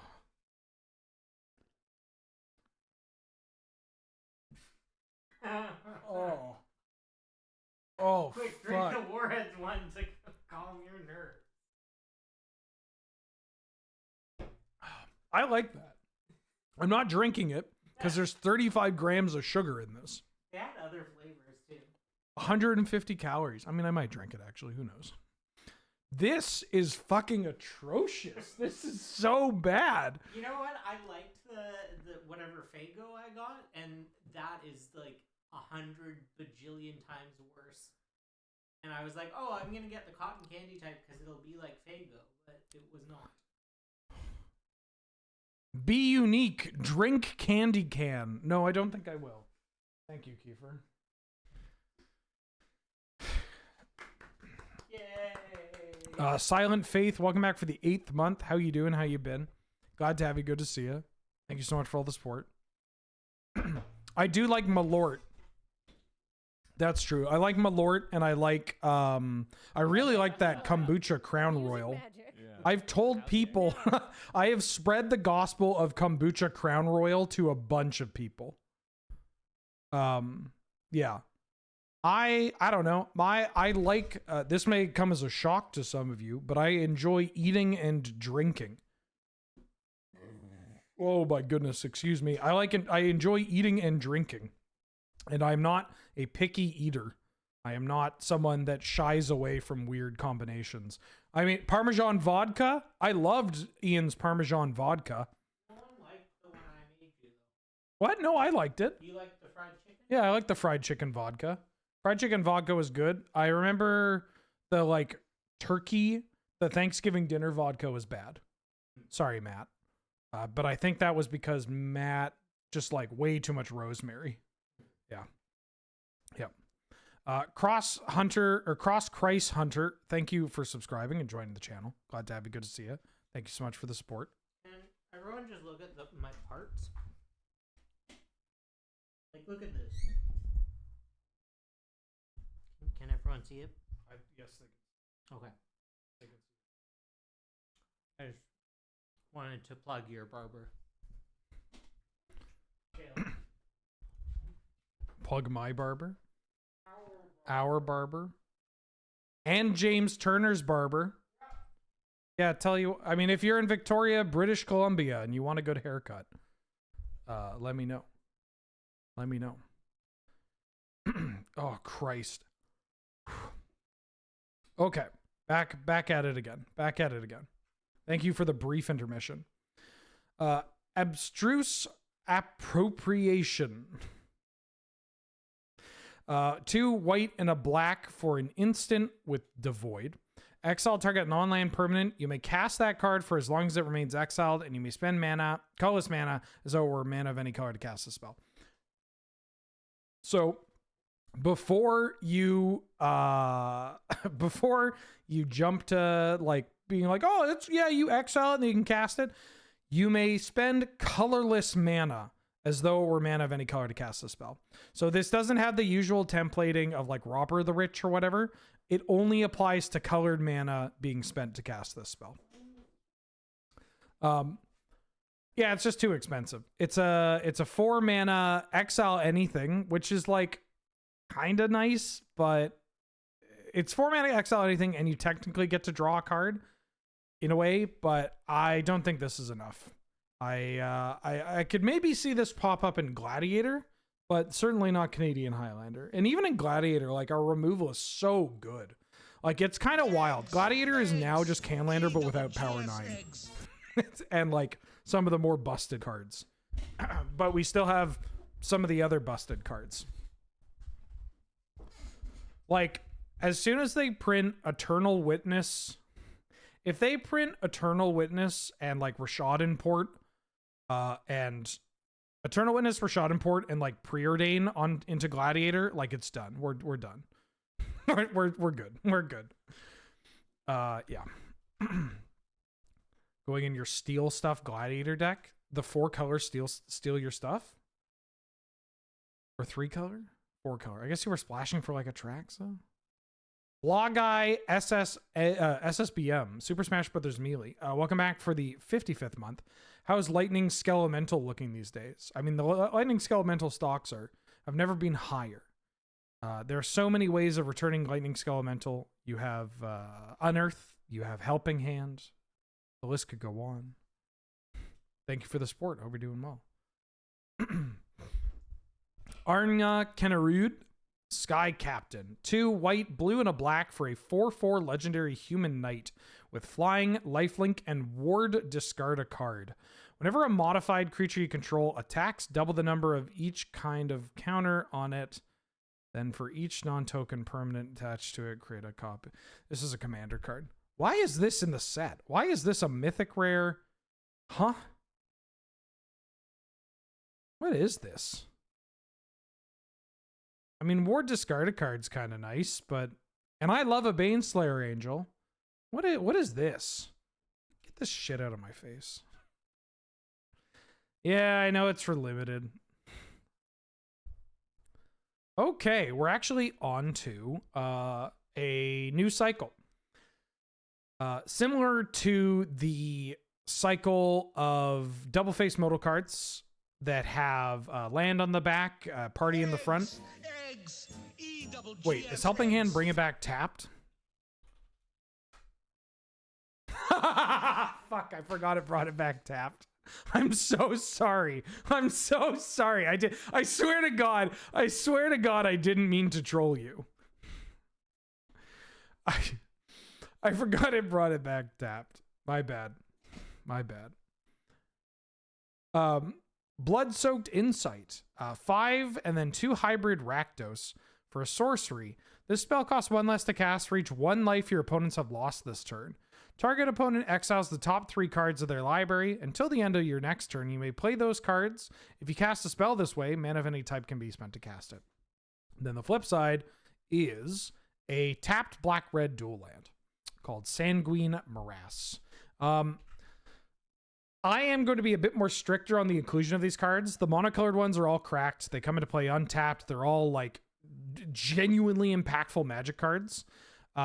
The multicolored ones always come into play tapped, and this one is very expensive, a little like unnecessary, and it's just really not what I think any deck is looking for, to be honest.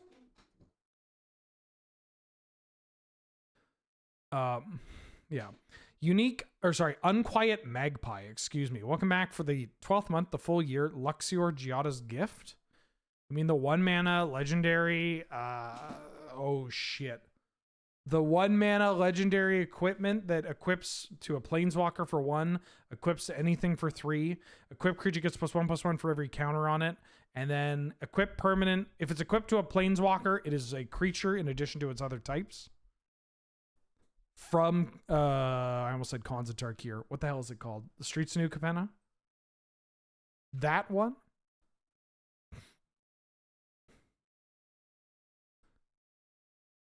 Wait, what? Hold on. Okay. Hold on. I didn't say all sets on this, right? Just MH3. What the hell is this? Before I get to Brea, are these are the face commanders for these are the face commanders. Are they in the set? Because I have it set to MH3. These say M3C. Or are they only in collector boosters? We're not. The face up and wait, the face and backup commanders are findable in play boosters. So does this mean we're getting them on Arena? Because we got them, I mean, we got them with OTJ, right? We got the commanders with OTJ. Okay, we are getting them Arena. That's cool. That's cool. Means I won't skip them over. But look at this Brea. It's just, it's so pretty. Brea, Ethereum Shaper. This is a reprint. White, blue, black, and a red for a 4/4 legendary artifact human. When Brea ATBs, you make 2 1/1 Thopters, and you can pay 2 and sack 2 artifacts to choose one. Deal 3 damage to target player or planeswalker. Target non-shielded creature is killed, and you gain 5 life. I like this card. Brea is a card that I always wanted it to be better in Canlander, but it was always just a little short. You could still play this in like a 4-color like artifact mid-range deck. Like I tested this card out in the 4-color welder deck, and it was totally fine. It was really fucking annoying and really good for weldering in and out. It's just like a totally reasonable Magic card. And obviously with our mana being what it is, it's a bit easier to cast than this may lead you to believe. So we don't have the same artifact support for Gladiator that we do in Canadian Highlander, obviously, but something this powerful and board-based is going to have an easier time like making an impact, reliably making an impact. So I am personally excited to just test out Brea. Honestly, even not just the artifact decks too, but the younglings and the yada yada. But also like a Dark Jeskai deck, like a Dark Jeskai control deck. Like this is a totally reasonable like 4-drop threat to play in a control deck. Makes 3 bodies, 6 power across the board, like powerful abilities. Yeah, this card rules. Also, there's this. Very, very excited to pick up a copy of this card in foil. That is a... I am going to be looking for all the portrait arts in foil. I guess Kaith is coming to Arena, potentially, so I'm going to talk about it. Kaith, Famed Mechanist. 1 blue, red, and a white for a 3/3 legendary dwarf artificer with Fabricate 1, and other non-token creatures you control have Fabricate 1. You can pay 2 and tap, choose 1, populate or proliferate. For those that are not familiar, populate is pick a creature, make a copy, a creature token, you get a copy of it, and proliferate is up the counters. So if you fabricate onto Kaith to give it a counter, you can start ticking that up. If you fabricate off of Kaith to make a token, you can start making more of those tokens. Giving all your other non-token creatures fabricate is pretty cool and good, but I think this is a bit too vulnerable, a bit too slow and expensive, and doesn't really have a great spot to show up. There may be some kind of combo with this that I'm missing, but it's just a little too much.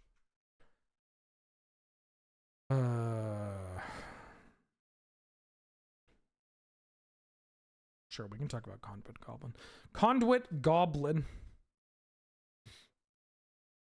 Am I going on a foil hunt in Amsterdam? I have some foils lined up for Amsterdam. Oh yeah. Conduit Goblin. Red and a white for a 2/2 Goblin Warrior. When it ETBs, you get 2 energy. At the beginning of combat on your turn, you can pay an energy. If you do, another target creature you control gets +1/+0 and gains haste until end of turn. Bit of a pisser. Wish this card could target itself. It's I don't think it's enough without that, even though it does assist other cards, but the fact that you can't buff itself kind of just leaves it a little short. And being it's an awkward set of creature types for a Boros card, but you know. You know. Koram the Undertaker. 1 and a black for a red green for a 0/5 legendary human warrior. Koram gets +X/+0, where X is the greatest power among creature cards in all graveyards. Whenever Koram attacks, each player mills a card. And during each of your turns, you may play a land and cast a spell from among cards in graveyards that would put there from libraries this turn. I could maybe see myself testing this out in a like dredge deck or a self-mill kind of strategy in Gladiator. I think that it doesn't do enough for Canlander. It's a bit too expensive.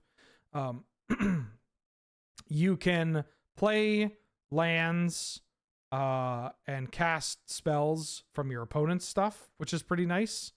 And then getting a big old buff based off of like, I guess Souls of the Lost withdrawn from its vessel? Right, because the Souls of the Lost has a power and toughness that is going to be constantly, it works in all zones, which means that if you mill a shitload of cards and one of those cards is Souls of the Lost, then Koram is going to have, well, a pretty big power. Is Loman Arena? No, not yet. Not yet. Cranial Ram. Black and a red for an artifact. Equipment with living weapon. Equipped creature gets +X/+1, where X is the number of artifacts you control. And then you could equip for 2. So this is a cranial plating. It doesn't have the instant speed, swap it over to something else. But this is still a cranial plating. And in fact, it comes with a body by itself, which is pretty nice. We do not have cranial plating on Arena. If you are playing an artifact deck that can support this mana, then great. This card is pretty strong, right? But if you are like, I don't know, it's the black mana is really throwing me off, right? Like I talked about that black X artifact deck when we talked about Brea just now, but that's also a bigger mid-range kind of strategy where you're trying to grind your opponent out. Whereas this one is very clearly an aggressively costed card, aggressively statted card. Just kind of looks like the alien from Alien versus Predator. Yeah. It's a cranial plating card. Yeah, this card's going to get banned in Pauper, probably. Pauper, what a fucking wild format Pauper is. I'm starting to think they should just ban the original 6 artifact lands. I don't play Pauper anymore. I occasionally follow it. But I'm starting to think these artifact cards are a bit of a pisser. Instead of, maybe you should ban the very obvious design mistakes instead of just banning every single card that comes out that benefits from having a bunch of artifacts, Disa the Restless. 2 black, red, and a green for a 5/6 legendary human scout that says whatever a Lurgoyf permanent card is put into your graveyard from anywhere other than the battlefield, you put it onto the battlefield. And whenever one or more creatures you control deal combat damage to a player, create a Tarmogoyf token. Yes, we talked about Chthonian Nightmare last episode. Last episode. Yesterday's stream. The VOD should still be on Twitch, and the VOD's going to go up on YouTube tomorrow. I love the fact that you can play this and immediately start getting goyfs if you crash in. I think this is a bit too expensive, certainly for Canadian Highlander. It's not going to do enough for Gladiator, but it's a very cool card, and I like this artwork. I just like Tarmogoyf.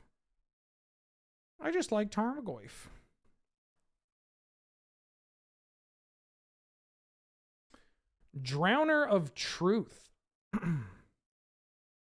5 and then 2 hybrid Simic for a 7/6 devoid. When you cast this spell, if colorless mana was spent to cast it, you create 2 0/1 colorless Eldrazi spawn tokens with sacrifice this creature, add colorless. And then the flip side is the Drowned Jungle, a blue-green tap land. I think this card's pretty good. The dual land MDFCs are, you kind of have to evaluate them a lot differently from the monocolored ones. This one is expensive, but if you're playing this, you're in blue-green or blue-green X, which tends to be more ramp-oriented or slower. Is okay maybe playing a tap land here and there, especially if it's a tap land that does add blue. And then if you just draw this late game, like you're like, oh, cool. My like tapped dual land now is just a 7/6 with a couple of like chump blockers, which I think is kind of nice. I'm not incredibly high on this card, certainly not in Canlander, but I could see this popping up in some of the Gladiator decks, especially like the big mana like blue-green decks.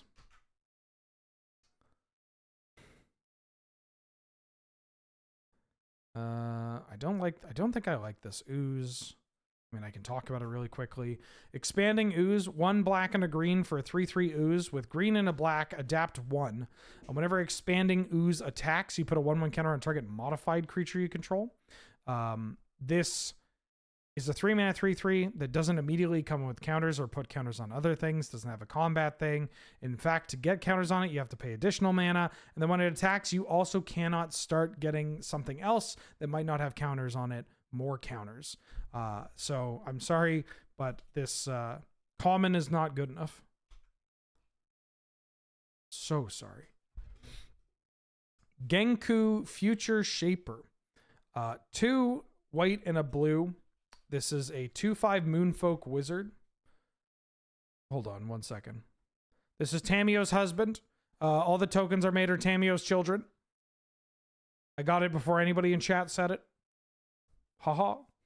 I fucking got you. I fucking got you. 2 white and a blue for a 2/5 legendary Moonfolk Wizard. Whenever another non-token permanent you control leaves the battlefield, choose one that hasn't been chosen this turn. Create a creature token with those characteristics. That's a very interesting formatting. You either make a 2/2 white fox with vigilance, or you make a 1/1 blue moonfolk with flying, or you make a 1/1 black rat with lifelink. And then you can pay 3 white and a blue to put a 1/1 counter on each creature you control. I don't think this card's good enough. It's very cute. It's a very interesting story. I like that the tokens it makes aren't legendary. That would be kind of a feel bad. Yeah. Just not powerful enough. Tamio's Widower. Oh. Well, hold on.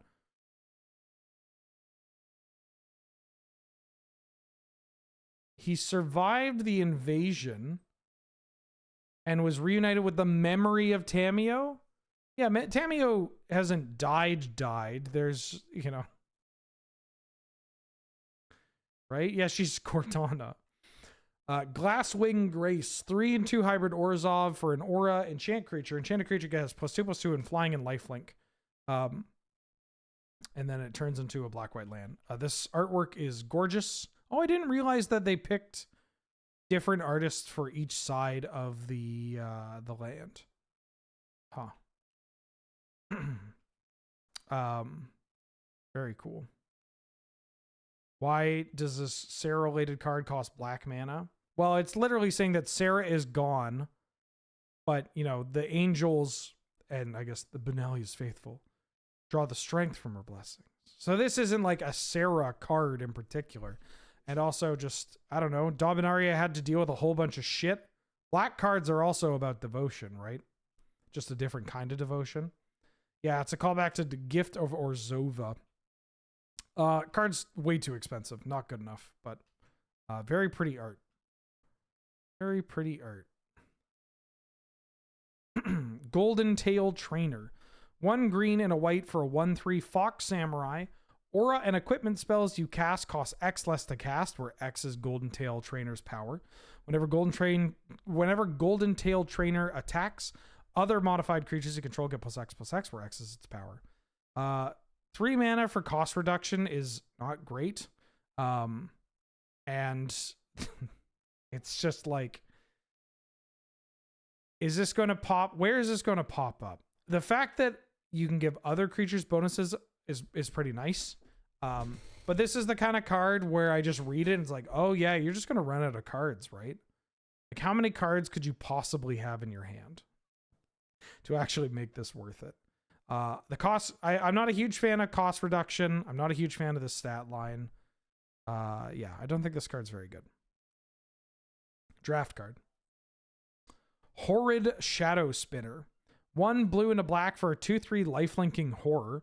Whenever Horrid Shadow Spinner attacks, you may draw cards equal to its power. If you do, discard that many cards. Nope. I mean, this is your, like, hey, draw a bunch of cards card. Sure. Great. Yeah, somebody said it in chat. Thank God the set actually has non-legendary gold cards. I'm totally okay without getting more, like, signpost uncommons. Like, stop making them legends. Just give me fewer legends. That's all I'm asking. Imskir Iron Eater. 6 black and a red for a 5/5 legendary demon. Affinity for artifacts. When Imskir enters the battlefield, you draw X cards and lose X life, where X is half the number of artifacts you control, rounded down. Then you can pay 3 and a red, sack an artifact, deals damage equal to the sacked artifact's mana value to any target. So this is very similar to Bosch, Iron Golem. It has affinity, which can make it a little bit easier to cast than just this 8-drop. This ability is kind of nice, although, you know, if you're drawing 3 cards, losing 3 life off this is pretty nice. I'm lower on this card. I'm low on this card in Canlander for obvious reasons. It's not an artifact itself. It feels like it's a win more card. Gladiator, I still feel those thoughts. It's a win more card. Can't sack itself. It's not an artifact. All that jazz. But that is a much grindier format. And so I'm willing to give a couple of points to it there. I'm going to have thoughts about this card that are negative no matter what, because I love Bosch. I grew up with Bosch. I don't give a shit about this Bosch impersonator. Also, this is the Iron Eater. Wait, did this guy eat Bosch? Is that his whole shtick? Did this guy end up eating the scraps of Bosch? Which I guess the scraps Bosch got put onto Slowbad, right? Who's Imskir? Who is this fucker? This is a call time card? Yeah, it does kind of have that color palette, like, vibe of, like, car door, you know? The car door. Wow, this guy got a lot of treatments. Invert Polarity. Blue, blue, red for an instant. Choose target spell, then flip a coin. If you win the flip, gain control of that spell, and you may choose new targets for it. If you lose the flip, counter that spell.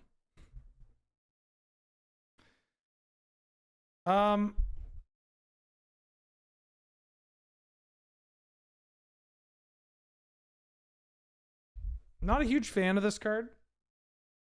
I mean, it's kind of funny in Commander.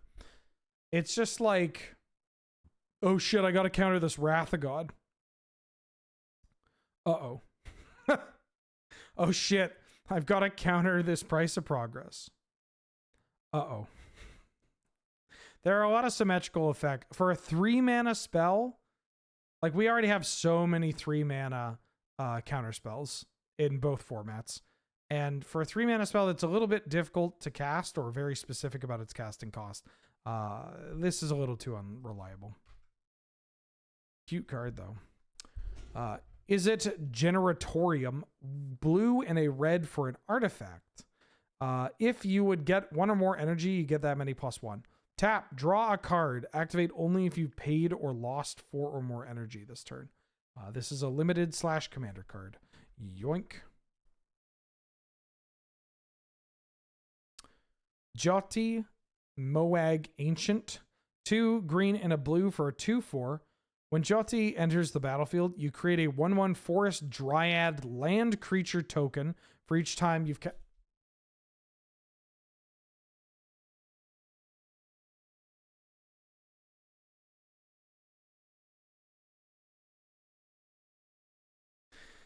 Kalia of the Vast.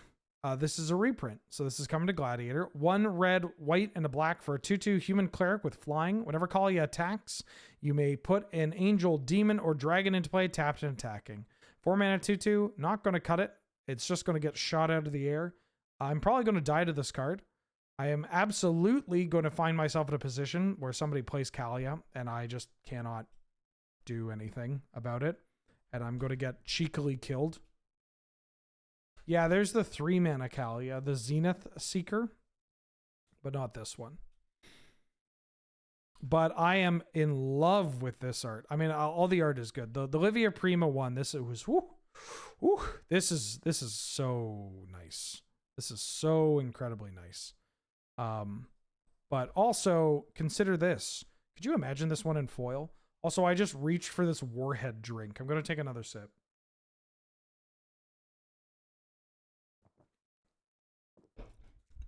You know what that just tastes like? Sour ginger ale. I think that's why I like it. It's like sour ginger ale.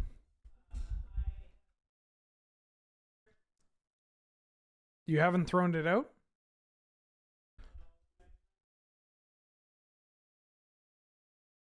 In case you get really high and think, maybe.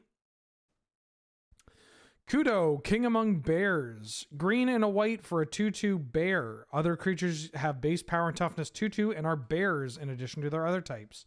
I like this card. It's quite good. Yeah, I could see this card showing up in green-white hate bears. I could see this showing up in a multicolor like an Abzan hate bears list.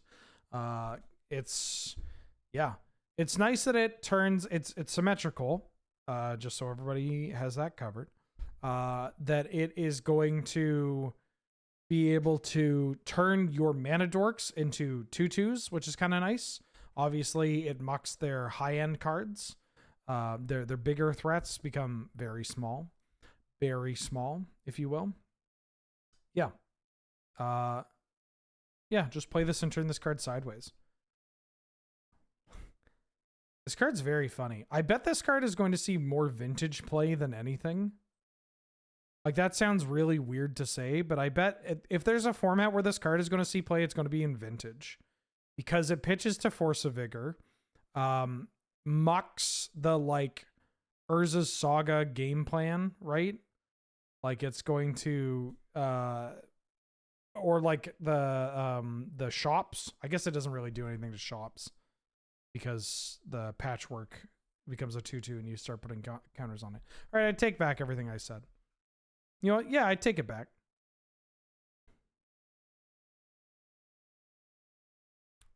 Legion Leadership. 1 and then a hybrid Boros for an instant. Until end of turn, double target creature's power and it gains first strike.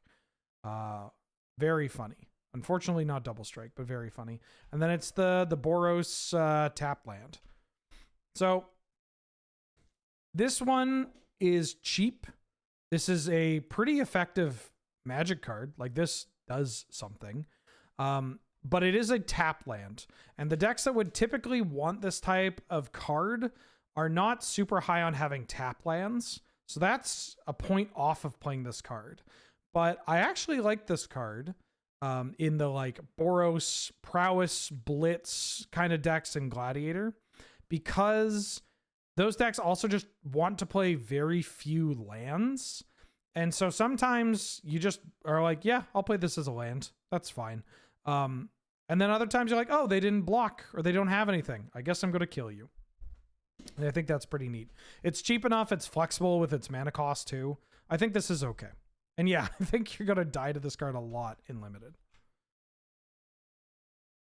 Brother, this card, Nadu Winged Wisdom. 1 green blue for a 3/4 legendary bird wizard with flying that says creatures you control have Whenever this creature becomes the target of a spell or ability, reveal the top card of your library. If it's a land card, put it onto the battlefield. Otherwise, put it into your hand. This ability triggers only twice each turn. How dare you? No. So to clarify, this card gives this ability to every creature.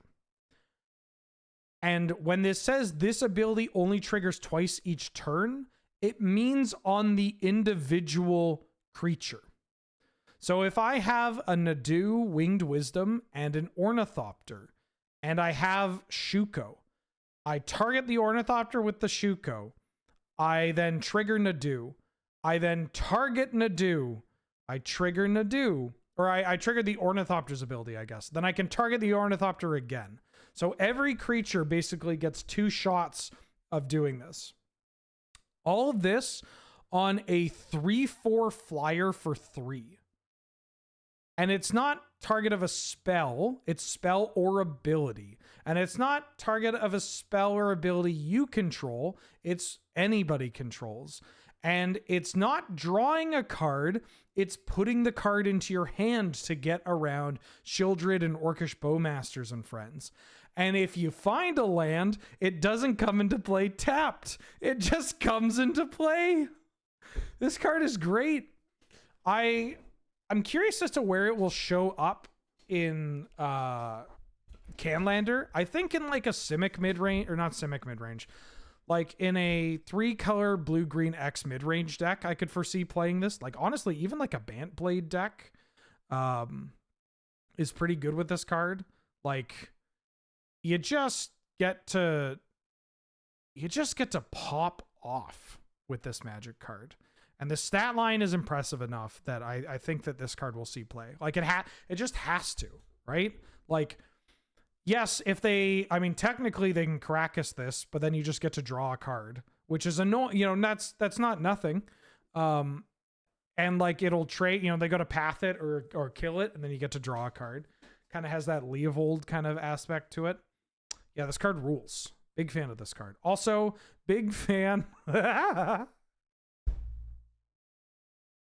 It's just a bird. It's just a bird. Oh, I love this shit. This is like one of my favorite like aesthetic tropes of like Egyptian Egyptian mythology, and like IPs that draw from that is just human body and then bird or animal. Like it's so good. And then on this, it just looks like this is a Wingspan card. Like, this card's great. Holy shit, this artwork. Oh my god. Omo, Queen of Vesuva. 2 and then a hybrid blue-green, for a 1/5 legendary creature, Shapeshifter Noble. Whenever Omo enters the battlefield or attacks, put an everything counter on each of up to 1 target land and 1 target creature. Each land with an everything counter on it is every land type in addition to its other types. Each non-land creature with an everything counter on it is every creature type. Oh, yeah, you're right, Limp Cactus. The everything counters are tied to Omo in play. So if Omo leaves play, they don't do anything. That kind of stinks. But look at this art. Holy shit. This art is it's so incredible. Jesus Louises.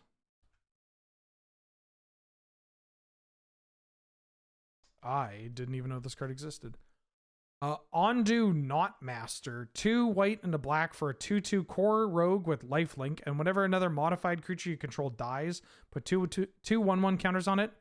Then you can pay 1 white and a black sorcery, distribute 2 1/1 counters among 1 or 2 target creatures. All right, this sure is limited. I mean, this card's not bad. It's just, kind of just a dork. Oh hell yeah. Flage the Untouchable, because you don't want to touch that. You're going to burn yourself. Flage, Titan of Fire's Fury. 1 white and a red for a 6/6 Elder Giant. It's a legendary creature. When Flage enters the battlefield, sacrifice it unless it escaped. So this is like Uro and Croxa. Whenever Flage ETBs or attacks, Lightning Helix. Then has escape for white, white, red, red, and 5 other cards from your graveyard. I am going to play the shit out of this Magic card. I love Lightning Helix. Lightning Helix, that's my baby right there. I will play Lightning Helix until the day I die.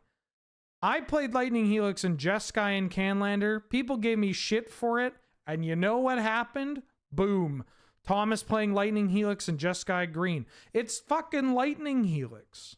And I think this card is great. Like, I think this card, it's not obviously not Uro, but it's closer than you think.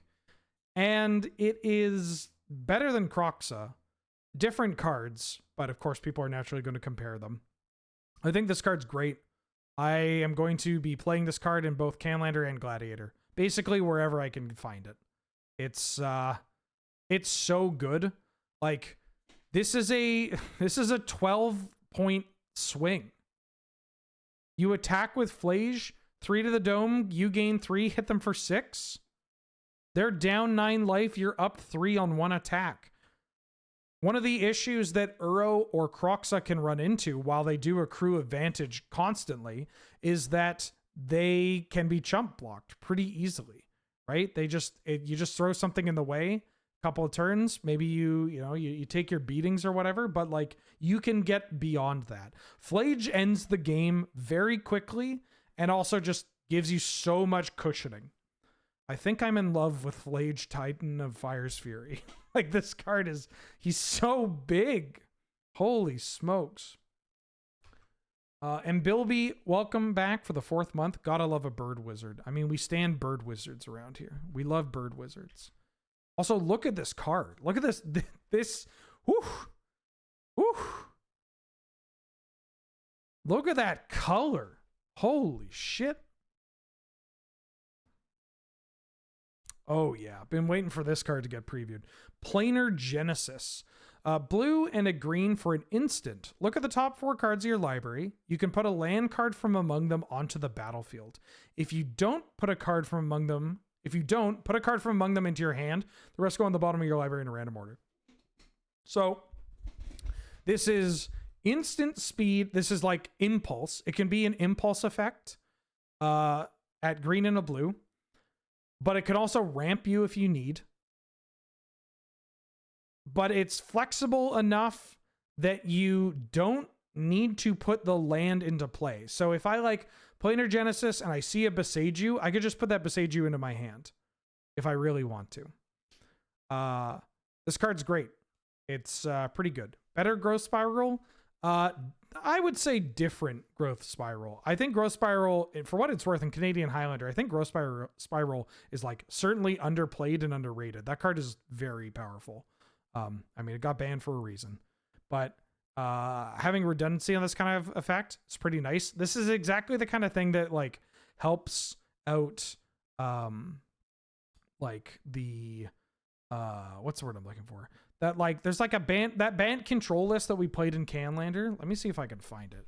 The like Bant Scape Shift control list that we streamed. I think I recorded this VOD, right? But this Bant list was great. Like we were tossing people aside left and right. Where is it? Bant control recall. Is this the one with the cheesy Scape Shift? Yeah, it was. This one.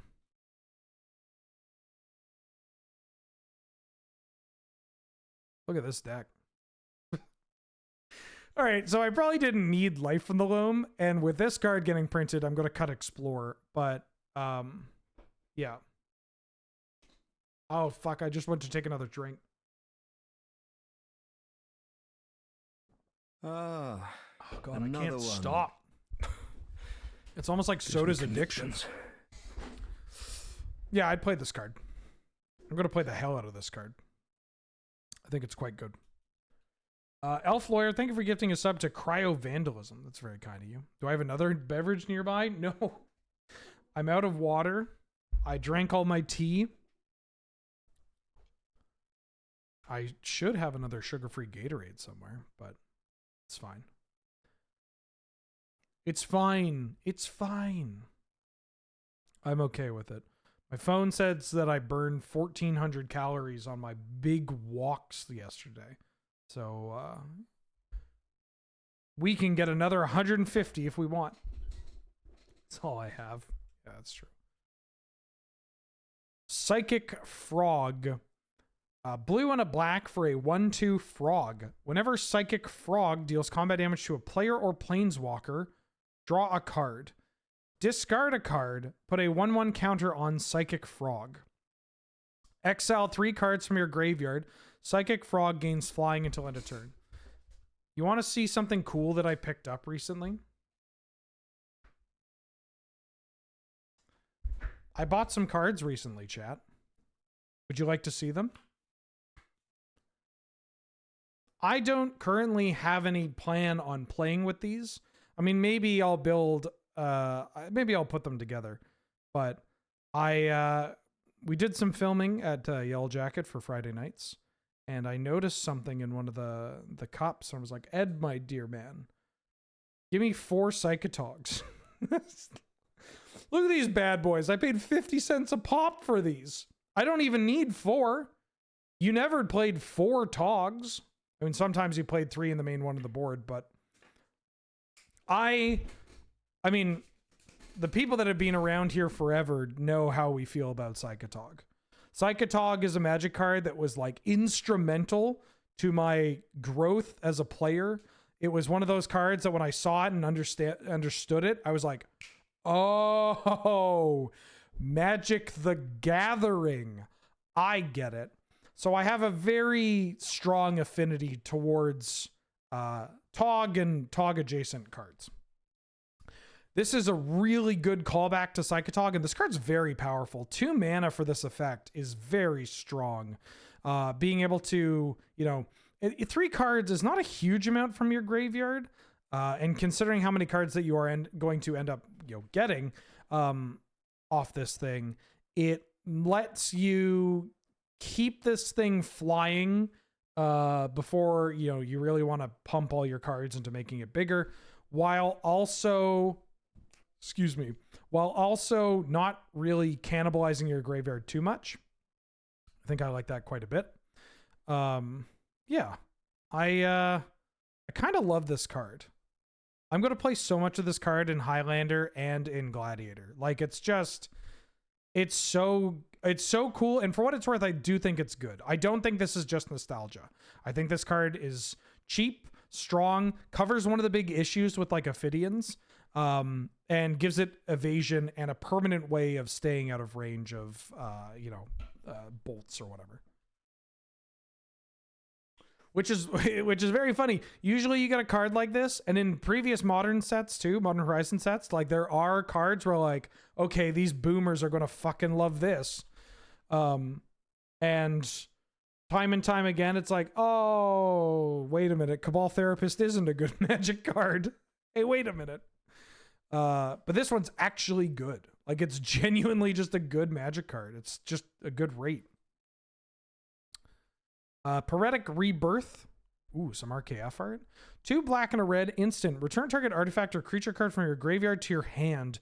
Poetic Rebirth deals damage equal to that card's mana value to up to 1 target creature or player. Or planeswalker. Creature or planeswalker? Get the fuck out of here. Not having it. Nope.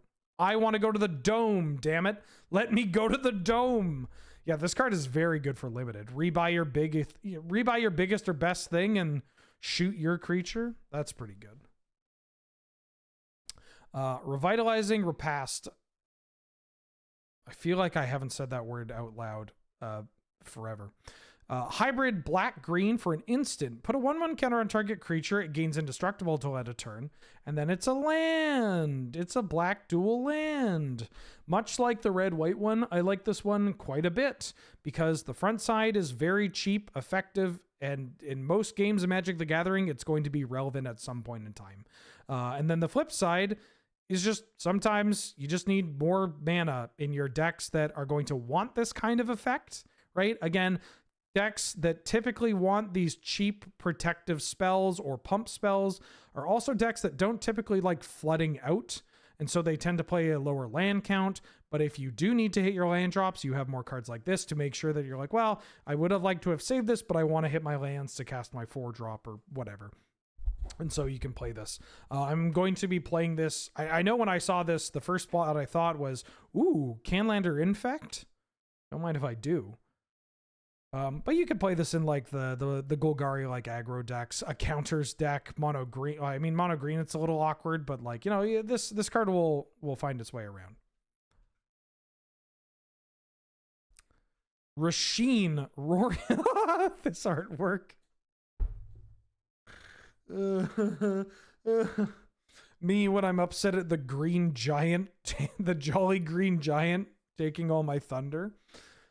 2 red and a green for a 4/4 legendary creature, giant shaman. When Rasheen Roaring Prophet enters the battlefield, you mill 6 cards. You may put a card with X in its mana cost from among them into your hand. Tap, reveal any. It's just a commander card. Oh my god. This is so good though. All right, I gotta pee, but look at this artwork. Holy smokes.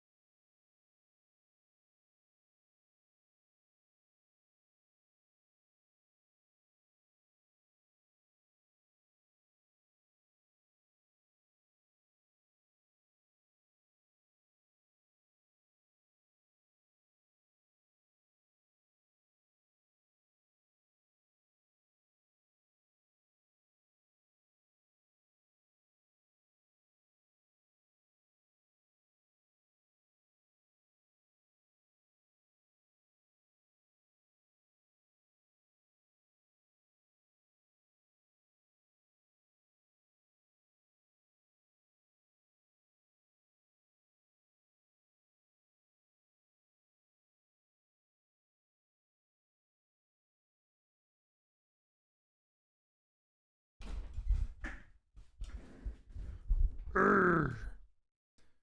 So angry. Fuck, I forgot to fill my water bottle. Rush of Inspiration. 1 and then 2 hybrid is it. For an instant. Draw 2 cards, then discard a card at random unless you pay 2 energy. And then it's a blue-red dual land. I'm not super stoked on this card. Discarding a card at random is a little poo-poo. We're not going to have energy anywhere. Blue-red tap lands in a color combo where you're on blood moons and stuff is really awkward. It's just, yeah, not necessary. Why can't I stump the wheeler? We have stumps disabled. You get Enchant Worldle and Scryfall at the beginning of every stream, but that's it. Satya Aetherflex Genius. 1 and a Jeskai for a 3/5 legendary human artificer with menace and haste. Whenever Satya attacks, create a tapped and attacking token that's a copy of up to 1 other target non-token creature you control. You get 2 energy. At the beginning of the next end step, sacrifice that token unless you pay an amount of energy equal to its mana value. Wait, hold on. This card's good. What? How come nobody told me that they actually had a good commander card? This card's actually good. Menace and Haste. You know, it's a 4-drop, but it has 5 toughness. 5 toughness is pretty nice. Doesn't, you know, obviously doesn't die to too much. Certainly, the haste means that the things that it does die to are probably not going to kill it the turn it hits play. Attacks pretty well. Difficult to double block with 5 toughness in the first place. Also, you're in Jeskai, so good luck double blocking something like this and, you know, getting away with it. Making the fact that you make a tapped attacking token of a non-token creature you control that doesn't have to be attacking is pretty nice. It can if it want to be, but like, yeah, you know what? I'm just going to cast this after Mantis Rider, and I'm going to make a copy of Mantis Rider. That's it. I'm going to attack, make another Mantis Rider, hit you for 9. I'm going to lose that Mantis Rider, and I don't give a shit. Because I'm just racking up energy for some reason. Cool. I think this card is pretty good. Why is he wearing a beanie? I don't know. His ears are cold. It looks good. It's a fit. Look at that beard. Damn. It's called rocking a fit. It's called wearing a look. Hell yeah. I like this card. I genuinely think this card is going to be playable in Gladiator.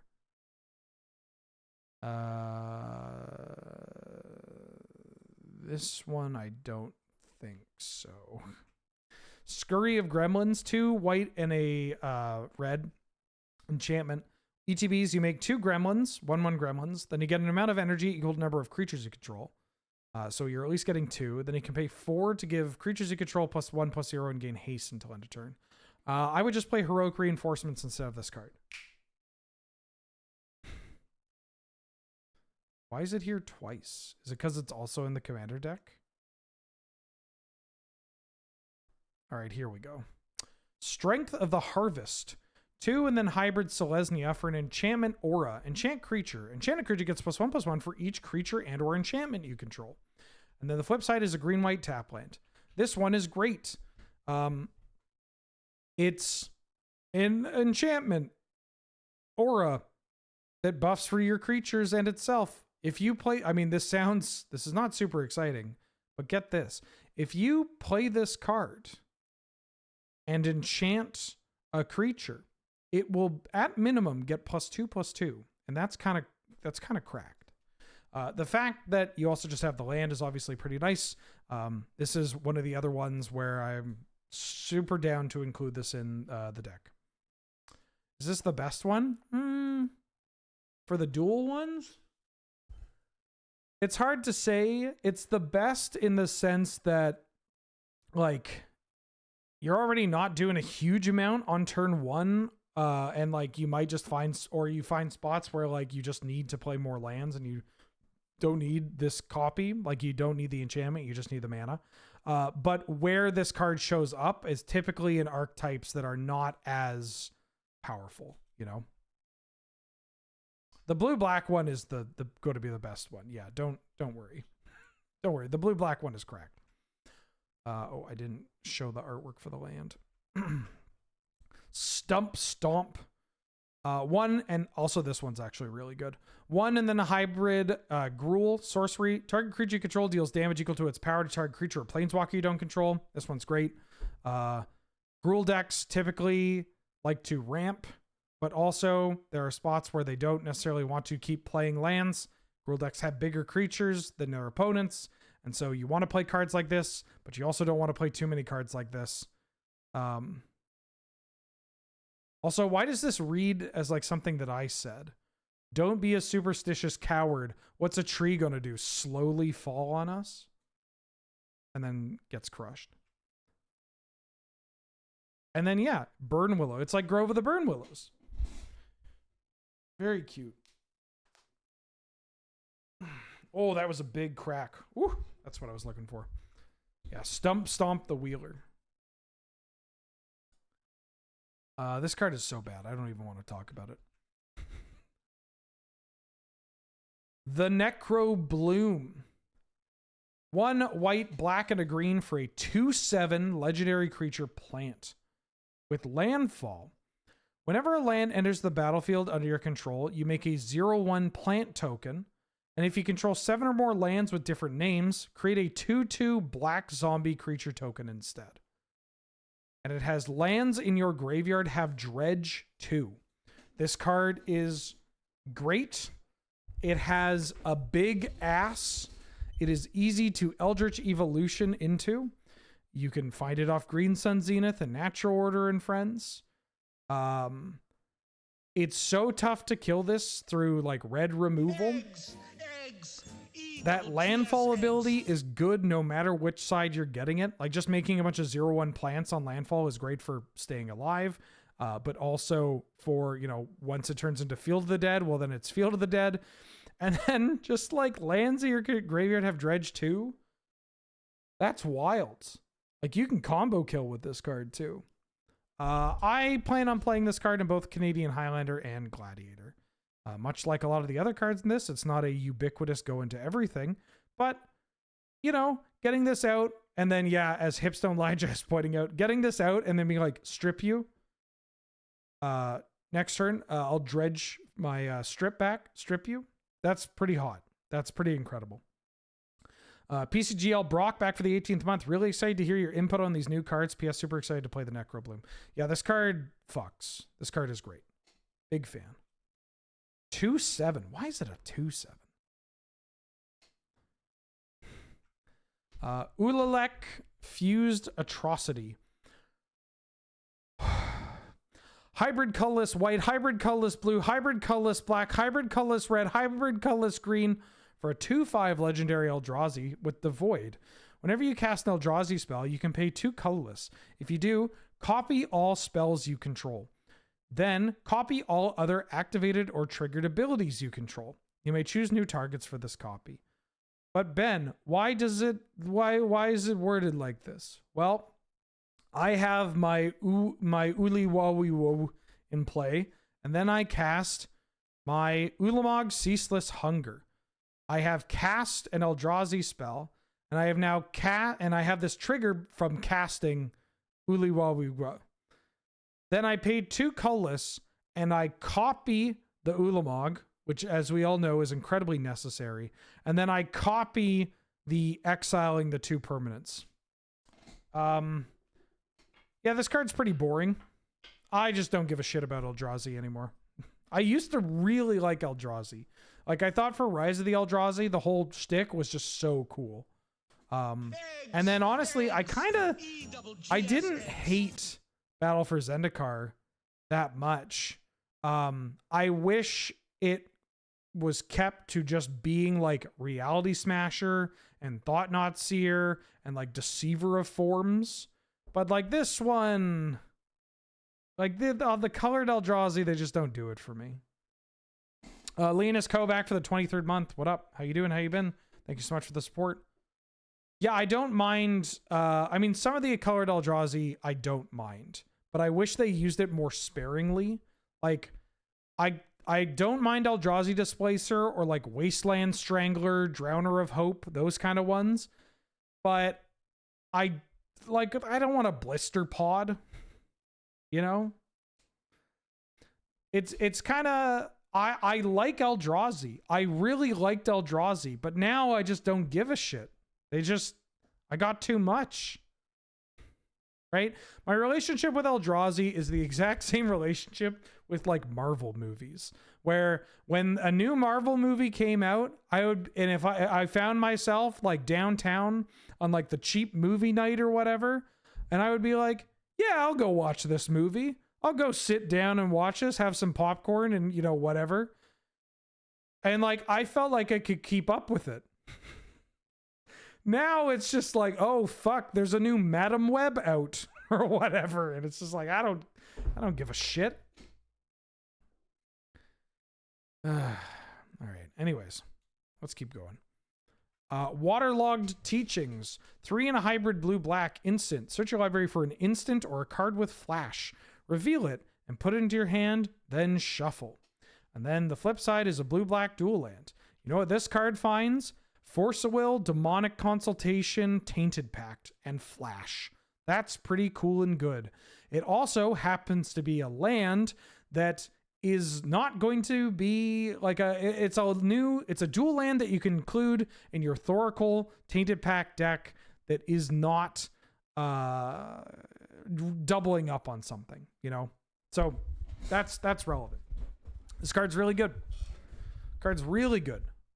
Can't get over the fact that this finds, like, I mean, of course it's going to be able to find Force of Will and Tainted Pact and whatever, but yeah, you can finding Force Will, finding Opposition Agent or Hull Breacher or Orcish Bowmasters is also incredibly funny. Yeah, pretty good. And this artwork, holy shit. I'm going to have a sip of this. I'm going to drink this whole thing. It's fine. 2-hour walk tonight. Oh. White of the Reliquary. Black out of green for a 2/2 zombie knight with vigilance. White of the Reliquary gets +1/+1 for each creature in your graveyard. Tap, sack another creature. Search your library for a land card. Put it into the battlefield, tap, then shuffle. I've talked about my thoughts on this card on Tap Tap Concede before. I'm not going to go... I don't necessarily want to reiterate my entire stance on this card.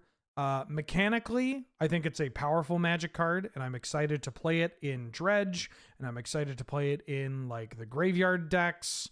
Yeah, I like that card. I like if this card were called like Boobus Scoobus the Dark One or whatever, and didn't have all this schmuck all over it, I would be like, hell yeah, that seems cool.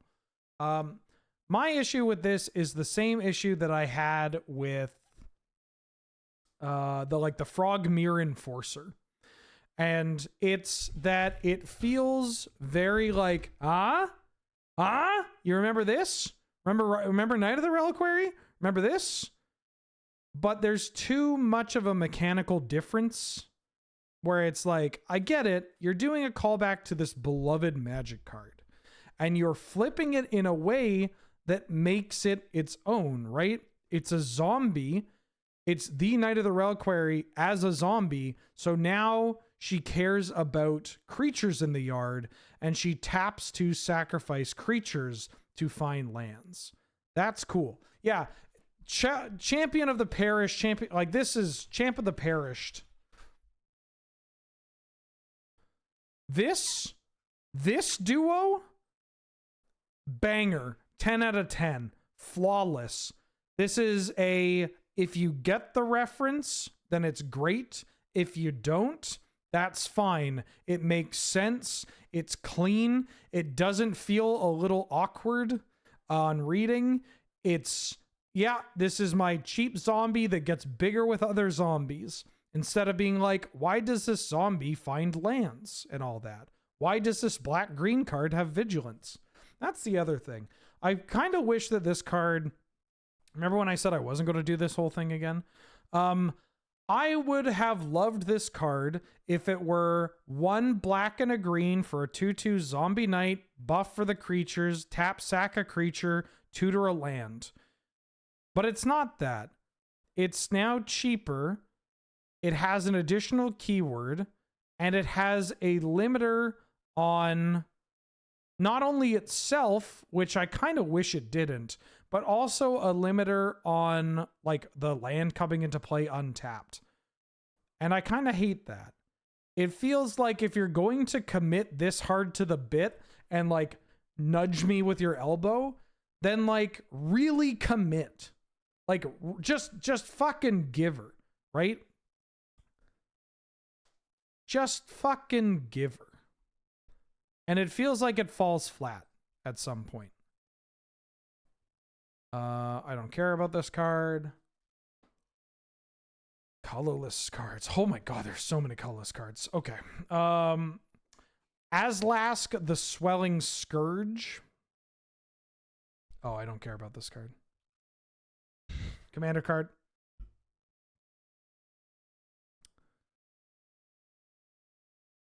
Same camera angle? No, it's a different camera angle, right? Like, I get why they did this camera angle. Where's my coder? There it is. I mean, sorry. The camera is angled the same way, and now the white is turning onto you. Which I kind of get that. I don't know. I kind of prefer... Like, Knight of the Reliquary is just like the perfect Magic card. I get why it's turning to you, because it's like a zombie and it's going to get you and eat your brains. But like, I think you could... And just to be clear, this isn't a criticism on this particular piece of artwork, but if you're going to do these references, I really just want you to commit. I really fucking give her, right? Just really nail down what we're doing here. And like that can be, you can like show that off in the artwork by like a change of posture, the fact that it is no longer a living thing, right? There are a bunch of ways where, while on a technical level this artwork is great, I just wish it was, if you're going to make a reference and be this ham-fisted with like half of it, then do the rest. Do the rest. Breaker of Creation. 6 and 2 colorless for an 8/4 Eldrazi. When you cast a spell, you gain 1 life for each colorless permanent you control. That's kind of funny. It just gains you a shitload of life for all your lands. It has hexproof from each color and Annihilator 2. I am kind of obsessed with the idea of Eldrazi decks popping up in Canlander and in Gladiator. Like channel Eldrazi decks. We played a mono green, like a big green with the Eldrazi list on stream in Gladiator a couple months ago, and I really liked it. That deck just like crushed people. And I like the idea of getting more of these big idiots to commit to the bit.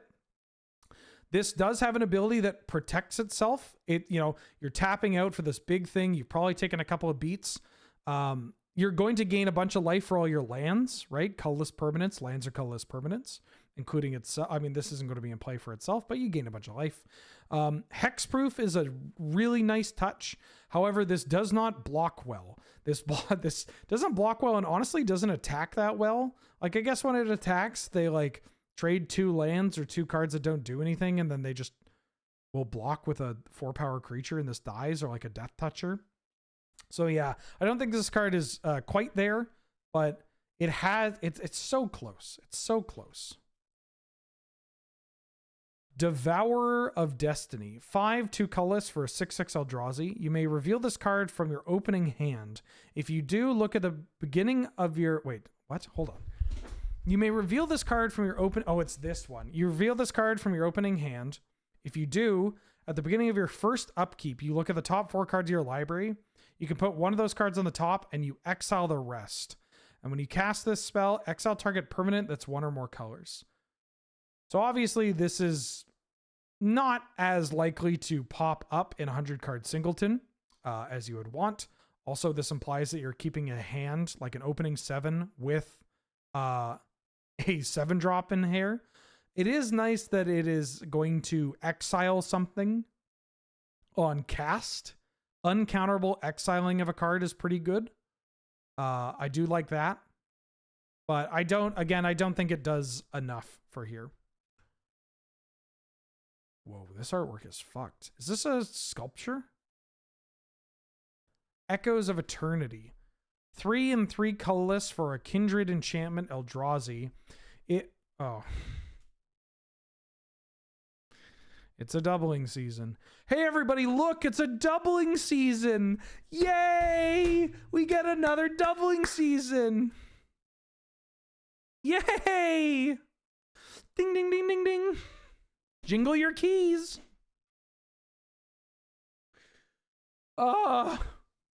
Please, for the love of God, buy our packs. Please buy our packs. Come on. You live in like fucking Ohio or something. You've got nothing in your life. Buy our packs. Play Eldrazi. Ding, ding, ding. Double all your triggered abilities so that you can go to your LGS, get called 3 different slurs, and then go home after winning because you bought your Eldrazi cards. Woo! Ooh. Eldrazi Ravager. 5 and a colorless for a 6/6 Annihilator 1. Sacrifice 2 Eldrazi, return it from your graveyard to your hand, and has cycling for 2. Okay. I'm good. Ooh, that artwork goes so hard. I guess how are you going to do profile artwork? Concept Eldrazi. What? Is there... Okay, this card is genuinely kind of messed up. Emrakul, The World Anew.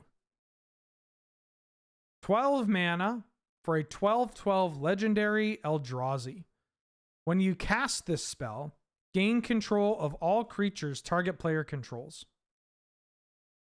It has flying, protection from spells, and from permanents that were cast this turn. And when Emrakul leaves the battlefield, you sacrifice all creatures you control. Then it has Madness. Pay 6 colorless. So Madness might be a little hard to hit in Canlander because you have to have a discard outlet and then just 6 colorless mana lying around. Not the easiest thing in the world. But this card is pretty damn good.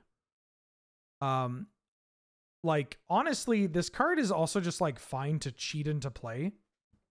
Like a 12 power flyer that just has protection from spells and from permanents that were cast this turn, meaning you can't Solitude it or Ravenous Chupacabra or anything. They can't like flash a blocker out. That's kind of funny. Like this card, you could just cast this and smash people, or you could sneak it into play and smash people.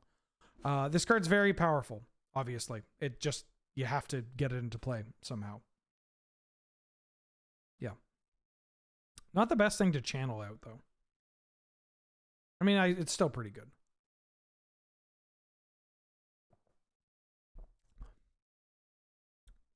Blink your Solitude? Yeah, because it's only cast this turn. You can kind of get around it, right? Permanents that were cast this turn.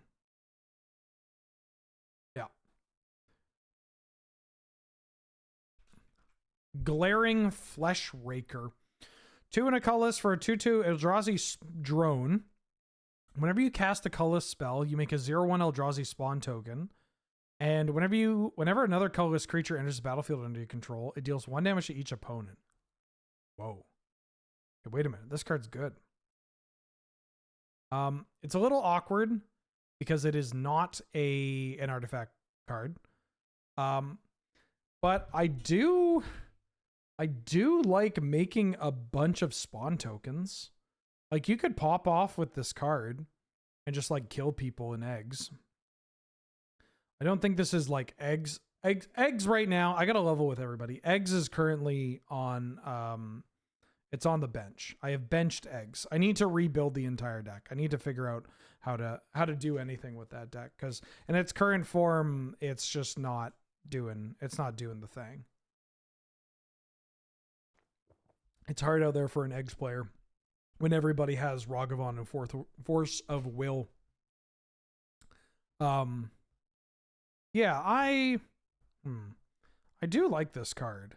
It doesn't make artifacts, but this can just kill people, and it does make a lot of mana. So like casting an egg, making a spawn token, them taking 1, and then sacrificing that spawn token to then add mana, to use that mana to crack your egg to draw a card, to then play another egg. I mean, I think eggs was good in like 2022.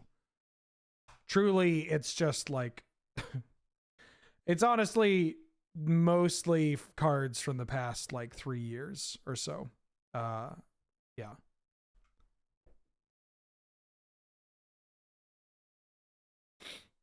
Yeah, this thing.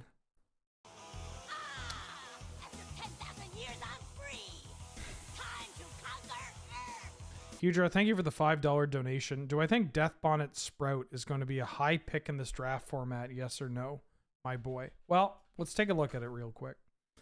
So Death Bonnet Sprout is a 1 mana 1/1. Says at the beginning of your upkeep, you mill a card, and then if there are 3 or more creature cards in your graveyard, you transform Death Bonnet Sprout. Then it turns into the Death Bonnet Hulk, which now is a 3/3, and says at the beginning of your upkeep, you may exile a card from a graveyard. If a creature card was exiled this way, put a 1/1 counter on it. So this does provide self-mill, which is pretty important because there are some cards that benefit from self-mill. Like we've seen this in these colors. And then it provides graveyard hate, which again, there are cards that are going to use the graveyard outside of the dedicated decks, and this is also going to do something. It's just going to be a nice little engine to have that'll start eating away at their graveyard and then become something pretty powerful. The one downside about this card in Modern Horizons 3 Limited is that you are going to get disqualified because this card is not legal in Modern Horizons 3 Limited. And so if you can sneakily convince people that this was reprinted and that your copy that you opened in the draft or the sealed environment had been damaged, and so you got the judge to allow you to use a proxy, and that this is actually cool, and then if they check with the judge, that's kind of cringe and weird, and you start just gaslighting them, then you can maybe get away with it.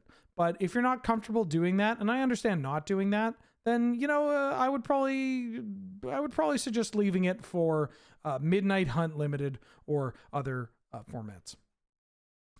Haragast Erupting Nullkite is a 9-mana 6/6. It's an Eldrazi dragon, legendary creature, with Emerge for 6 red.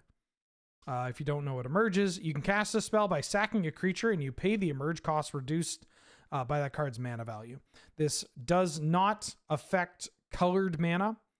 If it's been a hot minute since you've played an Elder Deep Fiend, does not affect colored mana.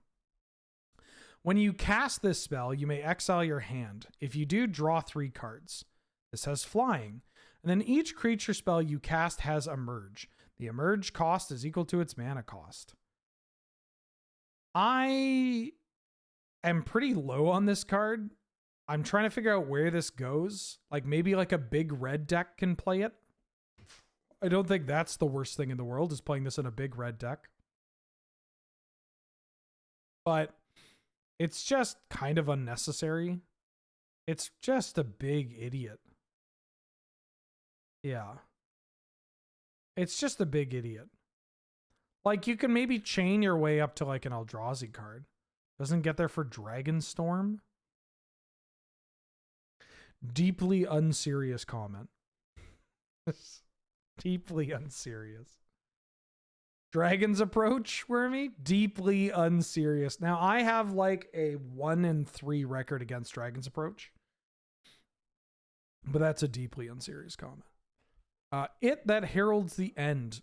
1 and then a colorless for a 2/2 Eldrazi drone. Colorless spells you cast with mana value 7 or greater cost 1 less to cast, and other colorless creatures you control get +1/+1.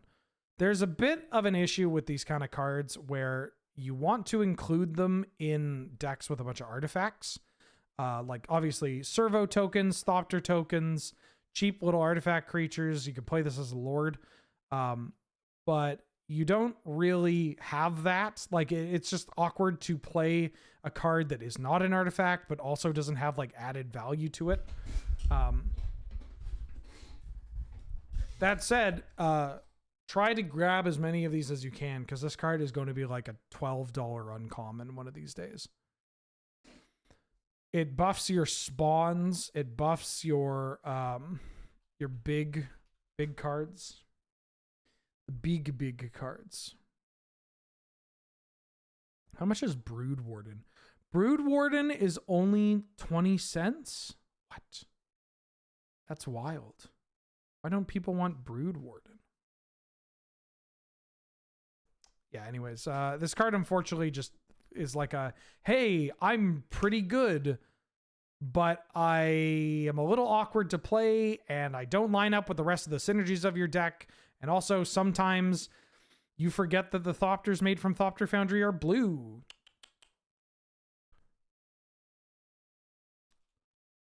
Kozilek's Command. X colorless for a Kindred instant Eldrazi. You choose 2. Target player creates X spawn tokens. Target player scries X, then draws a card. Exile target creature with mana value X or less. And exile up to X cards from graveyards. Where am I playing this? Because this card is fine. I think it's even pretty good. But where are we playing this? That's a lot of colorless mana. Pip, cheerio. I mean, this is a lot. Your Eldrazi Commander deck.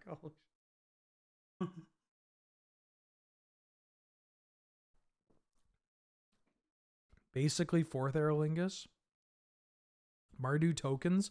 1 colorless mana, I can understand. 2 colorless mana, that's tough.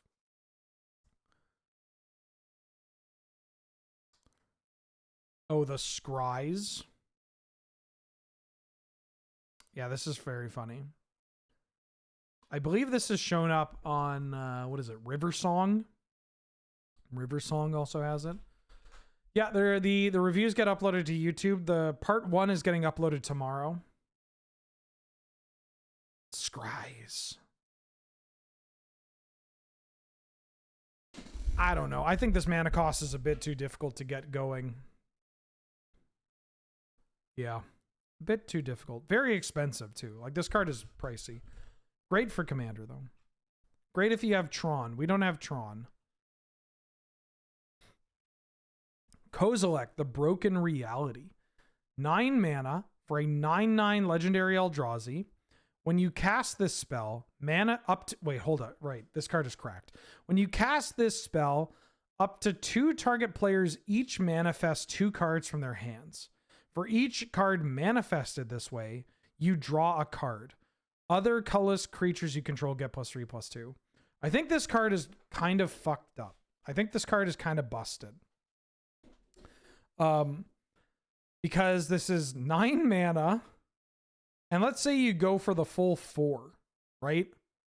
Let's say we just my opponent gets rid of 2 and I get rid of 2.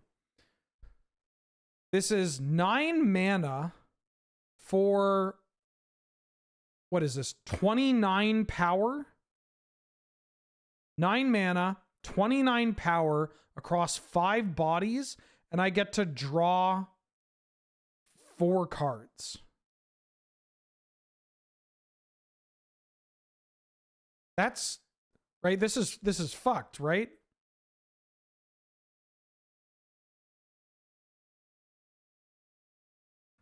No. Wait. Oh, you manifest them under their control. Oh. All right. Target player, they still control it. You know what? I'm okay with that. So let me reevaluate this card. 9 mana, 19 power. They exile 2, like 2 cards get mucked from their hand and become 2/2s, and you draw 2 cards. I still think this card is very good. I still think this card is very strong.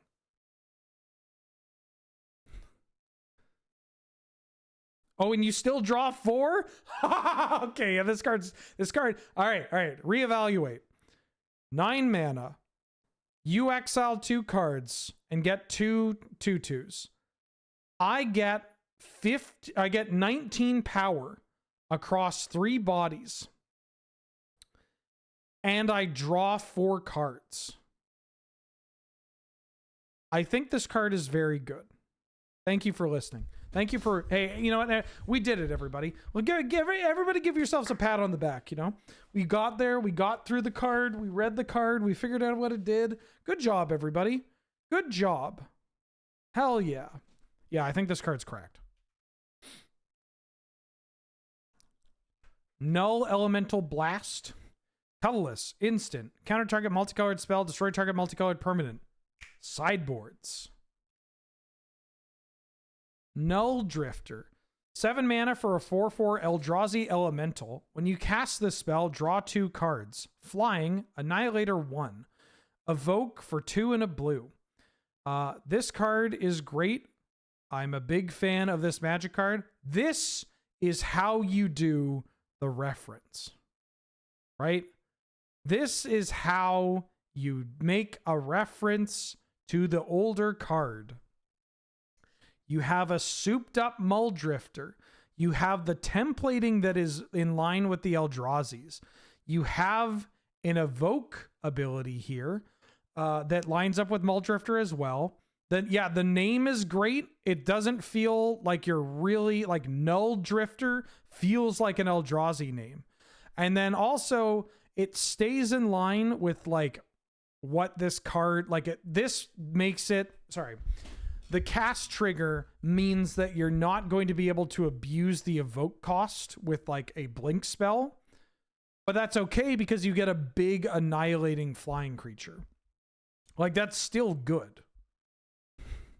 Like, it is still good to evoke this card, draw 2 cards, and then trigger on the stack, blink it. Now you have a 4/4 flying Annihilator 1. This card's great. I think this card, I genuinely think this card is quite good. And we'll see Gladiator play. Could maybe even see some Canlander play, honestly. Pretty good with Food Chain. You evoke this, draw 2 cards, then Food Chain it and get 8 mana. That's kind of hot.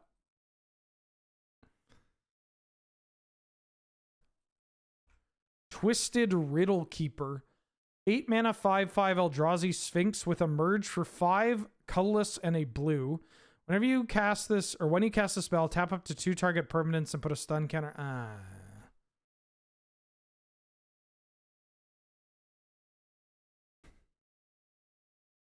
I mean, maybe this card's actually good. Hold on, I should probably read this. 2 target permanents, put a stun counter on it. It's a lot of mana. Can lock down some of their lands. It's a 5/5 flyer. So the emerge cost only modifies generic mana. So you still have to pay colorless and a blue. If my understanding of emerge is correct.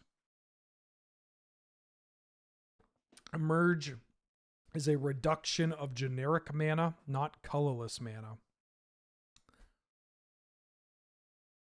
Great. I don't know. Maybe this card could show up. It's impactful. Locking down lands is pretty good. Like, locking down lands is not nothing. And it's a 5/5 flyer.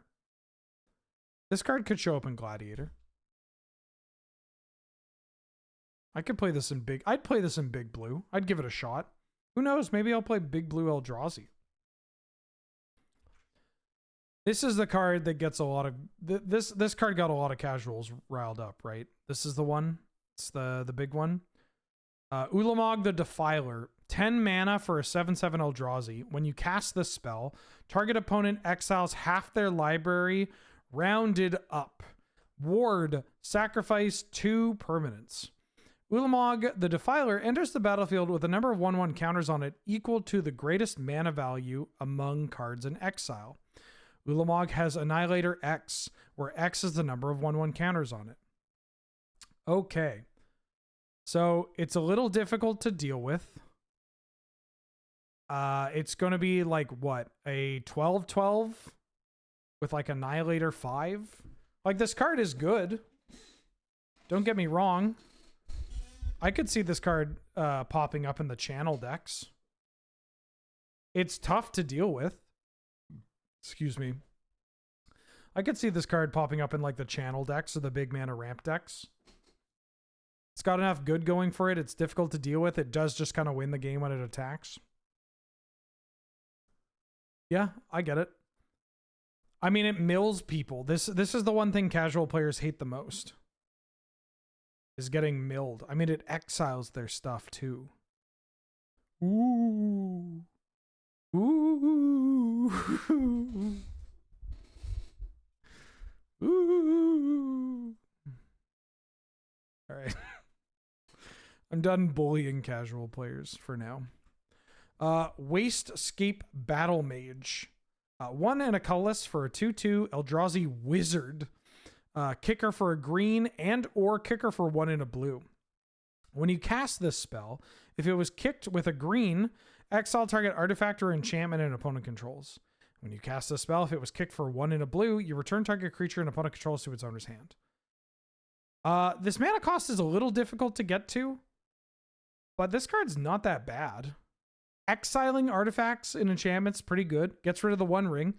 You know what also gets rid of the 1 ring? Gladiator ban list.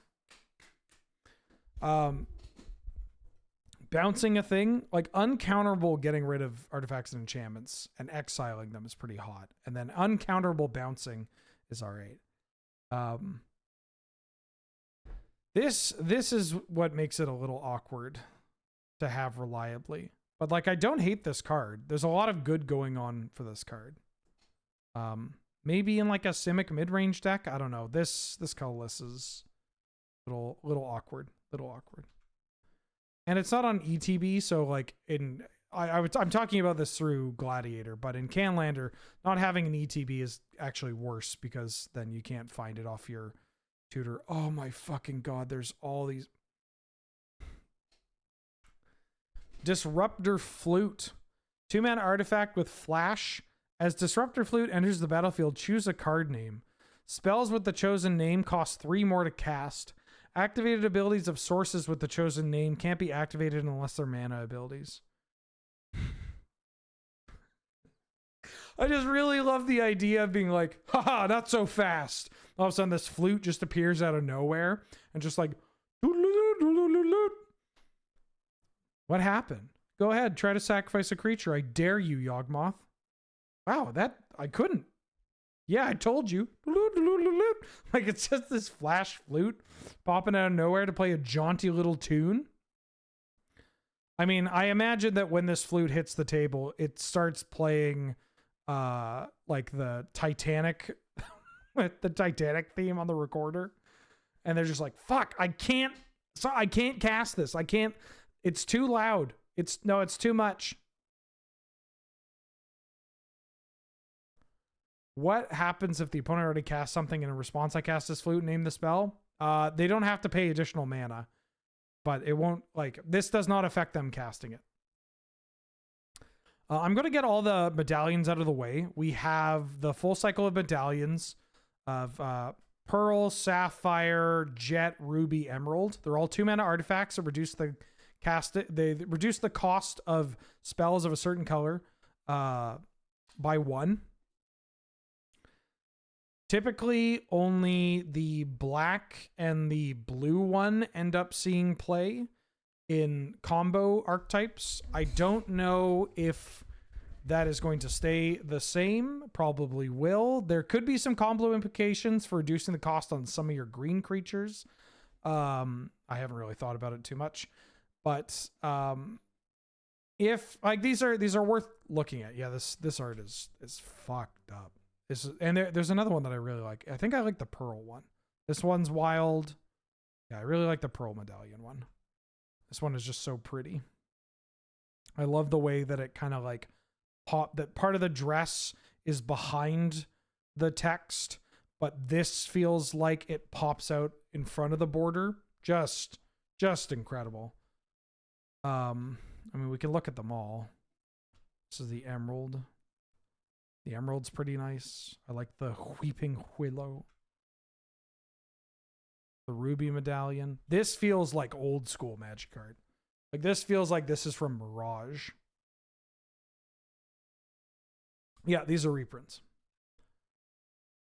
Pearl necklace. Oh, come on. Oh, grow up. I like Sapphire Medallion. I like that it's at the bottom of the ocean. It's very pretty. Oh, it's Ron Spears. Hell yeah. Yeah, I mean, we could maybe see, like, honestly, some of the big mana decks, like, they might actually see play. Like, I'm probably going to try out Pearl Medallion in some, like, Chwinga White Mane Lion, like, kind of deck. I think yeah, you know what? I'm changing my tune. I bet these will see some play in Gladiator. They're very good cards. Like, once you start double spelling with them, that's when they really start taking off. Yeah, with a Ketra's Monument. Oh, did I summon you, Plachow? Oh, I won a back when they did RPTQs. I remember winning an RPTQ with the like mono white Ketra's Monument deck with like Legion Conquistadors. Hell yeah.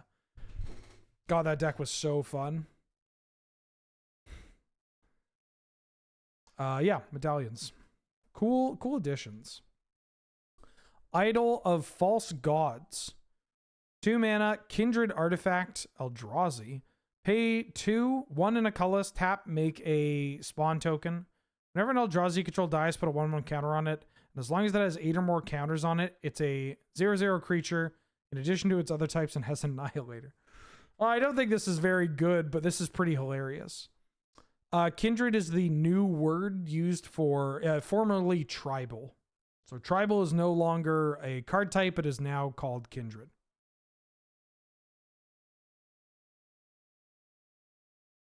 Great.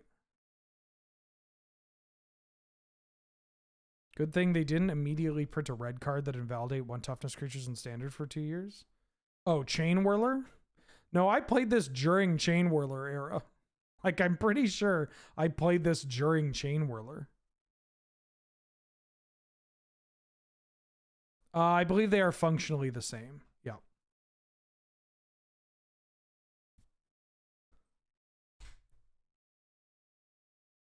They overlap for like 5 months. Oh yeah, in the summer. That's when that was our PTQ season right there.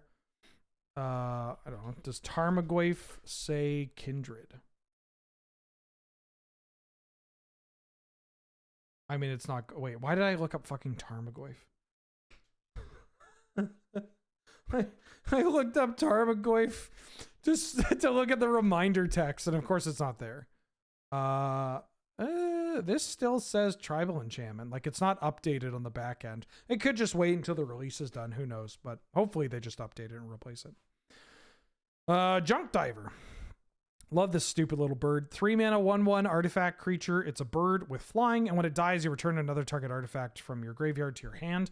We now have Junk Diver and Workshop Assistant in on Arena. This is a reprint, by the way. So you can start to kind of loop. We could figure it out. No Mirror Retriever yet. We also have Scrap Trawler. But we have the 2, so we can kind of loop them over and over and over again. Excuse me. I would love to get Mirror Retriever, but I understand why they won't. There's no KCI, but we have... what do we have? We have like an altar. I mean, we have that new card, the new treasure generator, which is kind of nice.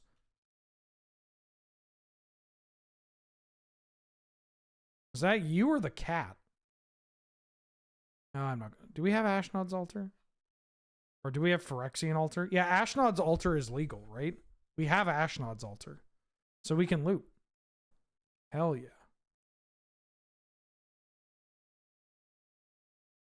Solar Transformer. 2 mana artifact, ETB's tapped. When it ETBs, you get 3 energy. Taps out of colorless. Tap, pay an energy, add 1 mana of any color. Great.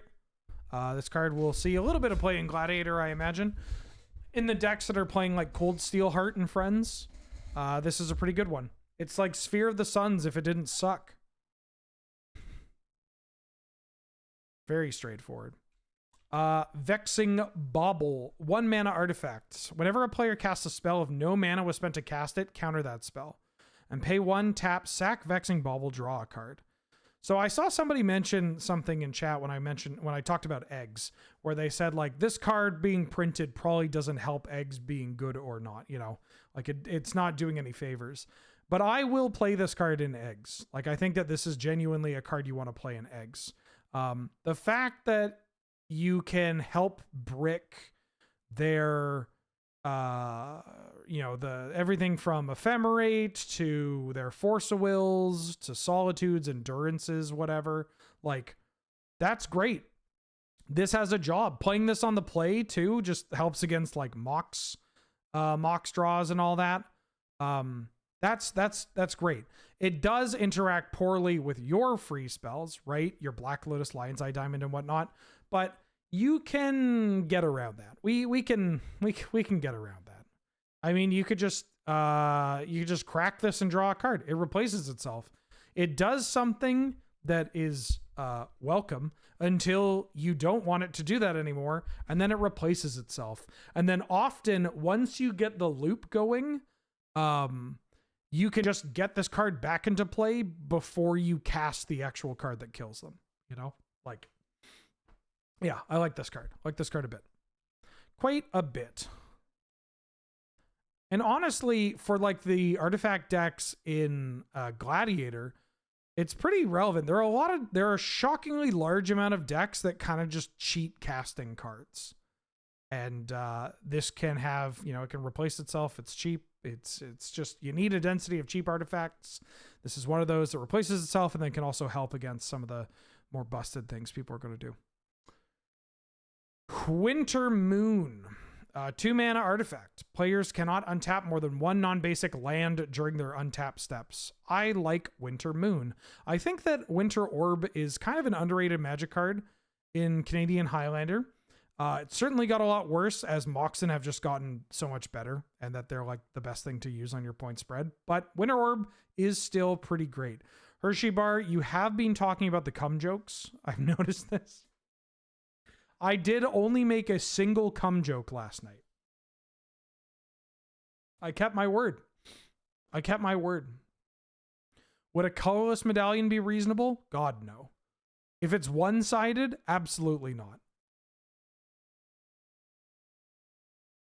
There are bananas at stake. I kept my word. I said I was only going to do one, and I only did one. Oh, you want me to pay out the prediction? Okay, I can do that. Choose outcome. Sorry, I didn't realize everybody was on this. Yeah, I like this card in both Gladiator and Canadian Highlander. You'll run into spots where there are just more, basic lands being played, but I think we're actually at the point in Gladiator where that is not going to be the case. There are going to be matchups where this isn't doing what you want it to do, but that's kind of just, that's what you signed up for, right? But could you imagine just slamming this against like a blue-white opponent or a Grixis opponent that like wrath the board? Whew! Yeah, this card's going to kill people. And Worn Power Stone's a reprint, but we already have it in Gladiator. So on to the lands. On to the lands. Archway of Innovation. This is a part of a cycle. There's a cycle of lands here that come into play tapped unless you control a basic land, or not a basic land. Unless you control a land of one of the respective basic land types. So there's a blue one for an island, white one for plains, etc. This taps to add a blue. Thank you, Marvelith. This taps to add a blue, and then you can pay a blue and tap. The next spell you cast this turn has Improvise. Reminder, Improvise is you can basically just tap your artifacts to help cast a spell. I'm not a huge fan of this card. Maybe this can show up in Gladiator, but certainly not in Canadian Highlander. Mana is never really the issue with these decks, like having an abundance of it. And this really doesn't help that. It's yeah, not the best thing in the world. Not the best thing in the world. That's it. There's not much to say about this one. It's not super exciting. It doesn't, it's very, very commandery. Ooh, the Babby Ring. You fucking die. The Babby Ring. This is a reprint. Did they reprint the entire cycle of this? Oh, come on. Where's the Centaur Garden? No Centaur Garden, no Cabal Pit? Shaking my head. Anyways, the Babby Ring. Reprint.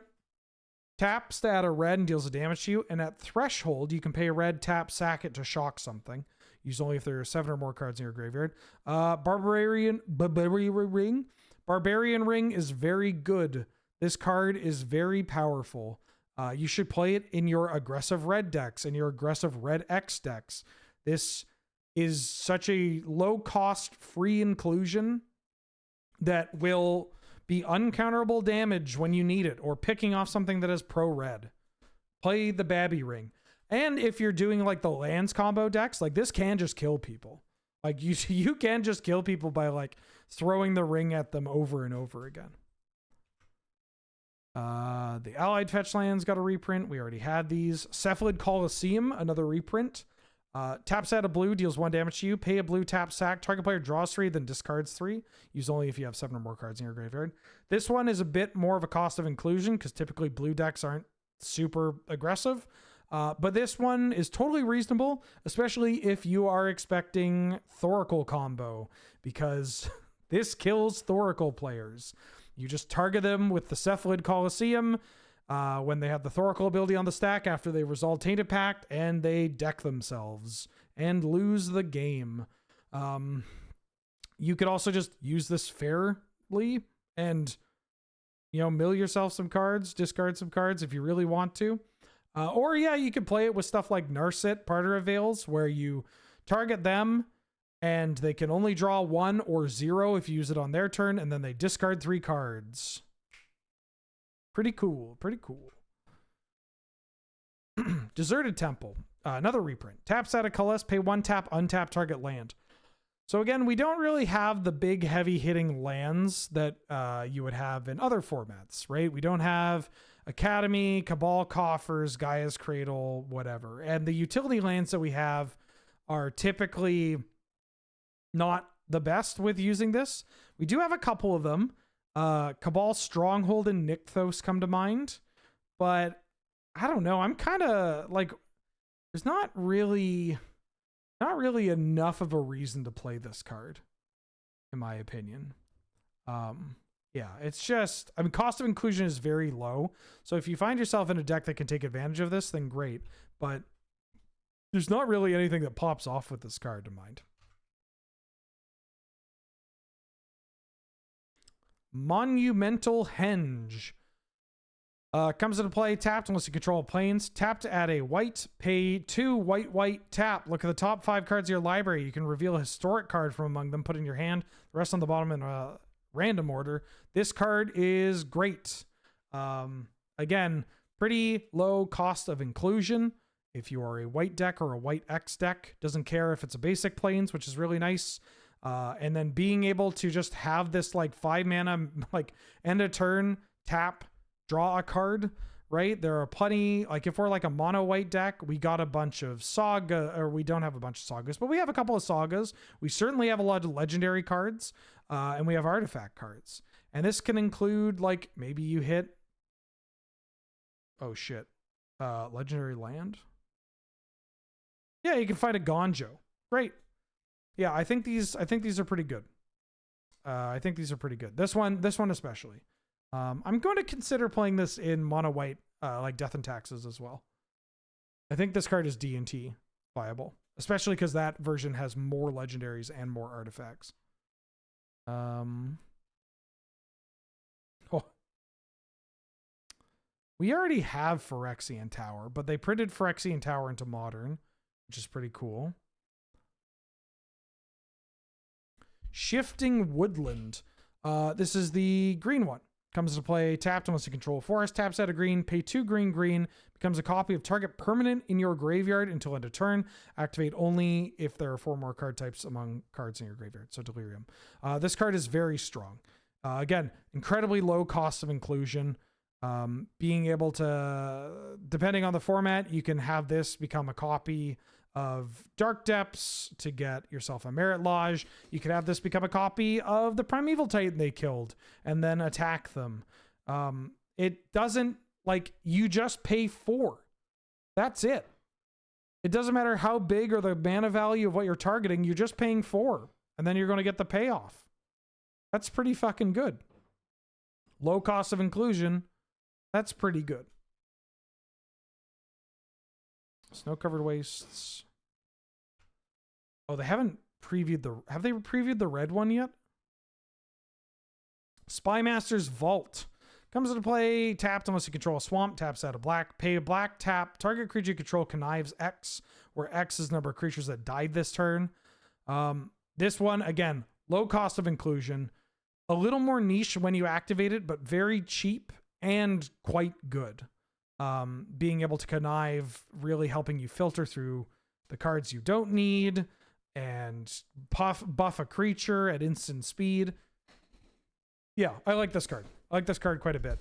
Again, they're lands that add colored mana that most of the time come into play untapped. Cost of inclusion is so low, so incredibly low. Like, there's even a chance that if you're playing like a blue-white or a blue-red artifact deck, that you should just play this Archway of Innovation, right? Like, you should just play this card because it's cheap. What do I mean by low cost of inclusion? It's not hard to include in decks? Yeah, basically. Like, when you're including a Magic card in your deck, you are not only just saying, like, this is a card that I want to play and cast and all that, but it's just like it takes up a slot and you only get so many cards in your deck, and adding anything beyond that, we start to get suboptimal. But switching out like a basic land for a utility land that mostly comes into play untapped is very easy to do, and you get an added benefit of having a land that has this added ability. So like the cost of having to include this card is very low because you are swapping a land for a land that are going to, on a base level, function very similarly. This is not just for lands. This can be used to discuss other cards, typically cheaper cards. Like the cost of inclusion on like a 1-drop that fits the theme of your deck or a 1-drop that replaces itself is very low, right? This kind of idea can be pushed to the max when you think about cards like Arkham's Astrolabe, right? This is like one of my all-time favorites. One of my all-time favorites examples, because it's a card that was so good it got banned in 3 different formats, because it's a 1-mana artifact that just replaces itself and filters your mana. Now, the cost of inclusion of this is that you have to play snow mana, but snow mana can be found from basic lands. So making the shift from a basic plains to a snow plains, which is still a basic, is very low. And then the cost of including this as a card in your deck is also very low because we've already met the snow prerequisite, and now we're just playing a 1-mana card that replaces itself. So it's cheap. It immediately just like we play it, we draw a new card, and we're great, right? We are not down a card. We have spent 1 mana, but now we also get the added benefit of being able to filter our mana and have perfect mana for the rest of the game, especially if we're playing an increased amount of basics to get this going, or we fetched up a basic and have now played this, and we can unfuck the damage we may have done to our mana base. Then you also have the fact that this is an artifact and it's a permanent play, etc. So the cost of including this card is very low. The cost of changing your deck to include this card is very low, and in fact just solved by the card itself. So yeah, really easy to do. Ugin's Labyrinth, next card. It's a land Abusing magic. that has imprint. No. When it comes into play, you may exile a colorless card with mana value 7 or greater from your hand. Taps to add a colorless. Taps to add 2 colorless if a card was exiled with Ugin's Labyrinth. And you can tap to return the exiled card. You can tap to return the exile. You can tap to return the exiled card. It is so funny. I mean, okay, so this card is worse in 100-card singleton formats because you're not always going to have this in your opener. You're not always going to have the 7-mana card in your opener. You know, if you don't, this is a land that only adds colorless, doesn't really do much. But what the fuck? Like, why can you get it back? Why can you get it back? Make people commit. Make people play the card. Holy fuck. What if Chromox was like, hey, I know that you exiled this Teferi Hero of Dominaria early on. And I know that I accelerated your mana and gave you like exactly what you wanted. But what if you could just say, no, I want this back? Like, that's a fucking meme. That was a joke people were making when I played Chromox in Standard, of people being like, hey, do you mind if I take this Moloku back? Ha ha ha, just kidding. Right? Like, it's just, I can't believe it. I can't believe it. Oh yeah, and I guess it's worth mentioning that in the Chromox example, it would stop tapping for mana. This still taps for mana. This is still just a land. Spawn of Haster, welcome back for the 11th month. Ye and in fact, Wheeler Ha. Thank you so much for the support. I hope you're doing well. I hope you're having a good day. Oh, shit. Urza's Cave. This is a land. Taps for a colorless. Land type Urza's Cave. And you can pay 3, tap, sacrifice Urza's Cave. Search your library for a land card, put it into play tapped, and then shuffle. This card is very good. I would recommend playing this card in formats where you have lands that are pretty good. Finding Tolarian Academy. Urza's Saga. Gaia's Cradle. I mean, I don't know if I'm playing this in the Gaia's Cradle deck, but Strip. Waste. Glacial Chasm. Field of the Dead. You know what's really funny? Yeah, Dark Depths. Whatever. Anything, really. You know what's really funny? Is that in the lands combo decks for Canlander, this comes into play untapped. The land you find is tapped, but who gives a shit? The fact that you can just like play this, like if you have infinite land drops or whatever, you just get to find all the lands that you need. And then you can find like the Glacial Chasm. I mean, you probably have Glacial Chasm in play for this, but like you can find the Glacial Chasm or the Obero or whatever. Like you have ways of then sacking a land or putting a land into your hand to then popping off. Like Urza's Cave, find your lands, find Glacial Chasm, sack the wasteland your own thing. And then you can start replaying it. Like find like a Waterlogged Grove, find a strip. Glacial Chasm, sack the strip. Then you get to strip all your lands and then replay them and pop off. Like, holy shit. Yeah, this card's pretty good. Card's pretty good. And I think that is it. Yeah, that's it. I think there are still some cards that need to be previewed. So we have more. I have it on my schedule to cover more cards that come out as they arrive. If that doesn't work, like what's the word I'm looking for? If it turns out that we like tomorrow, for instance, do the stream, talk about the cards, and then we have more time to talk about them, that we and we're out of commander or we're out of cards or whatever, then we can do some cube or whatever. But I think we'll be fine. I have all the commander decks to talk about anyways. The pre-con battle for Lermtug.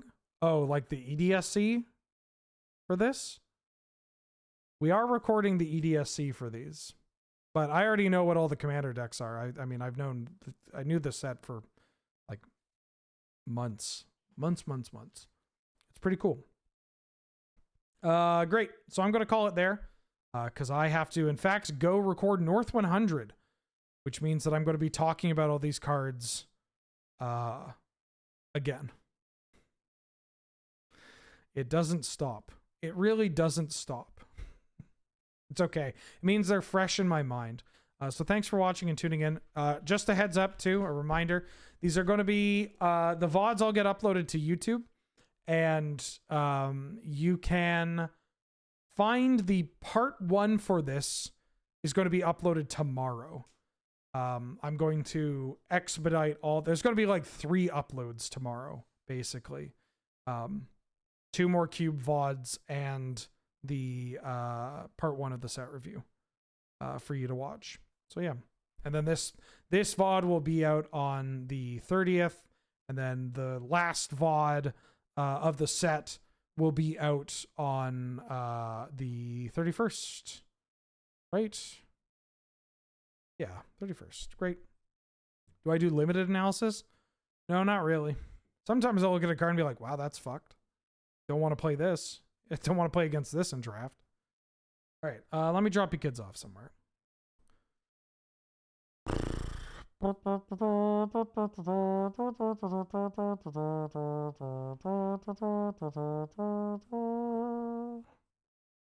There,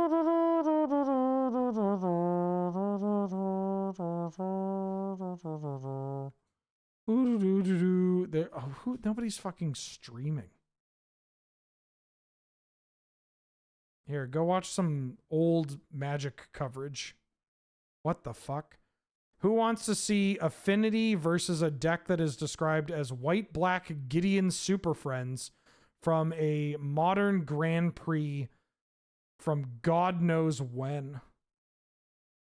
Go watch this and I will see y'all tomorrow. Okay, bye.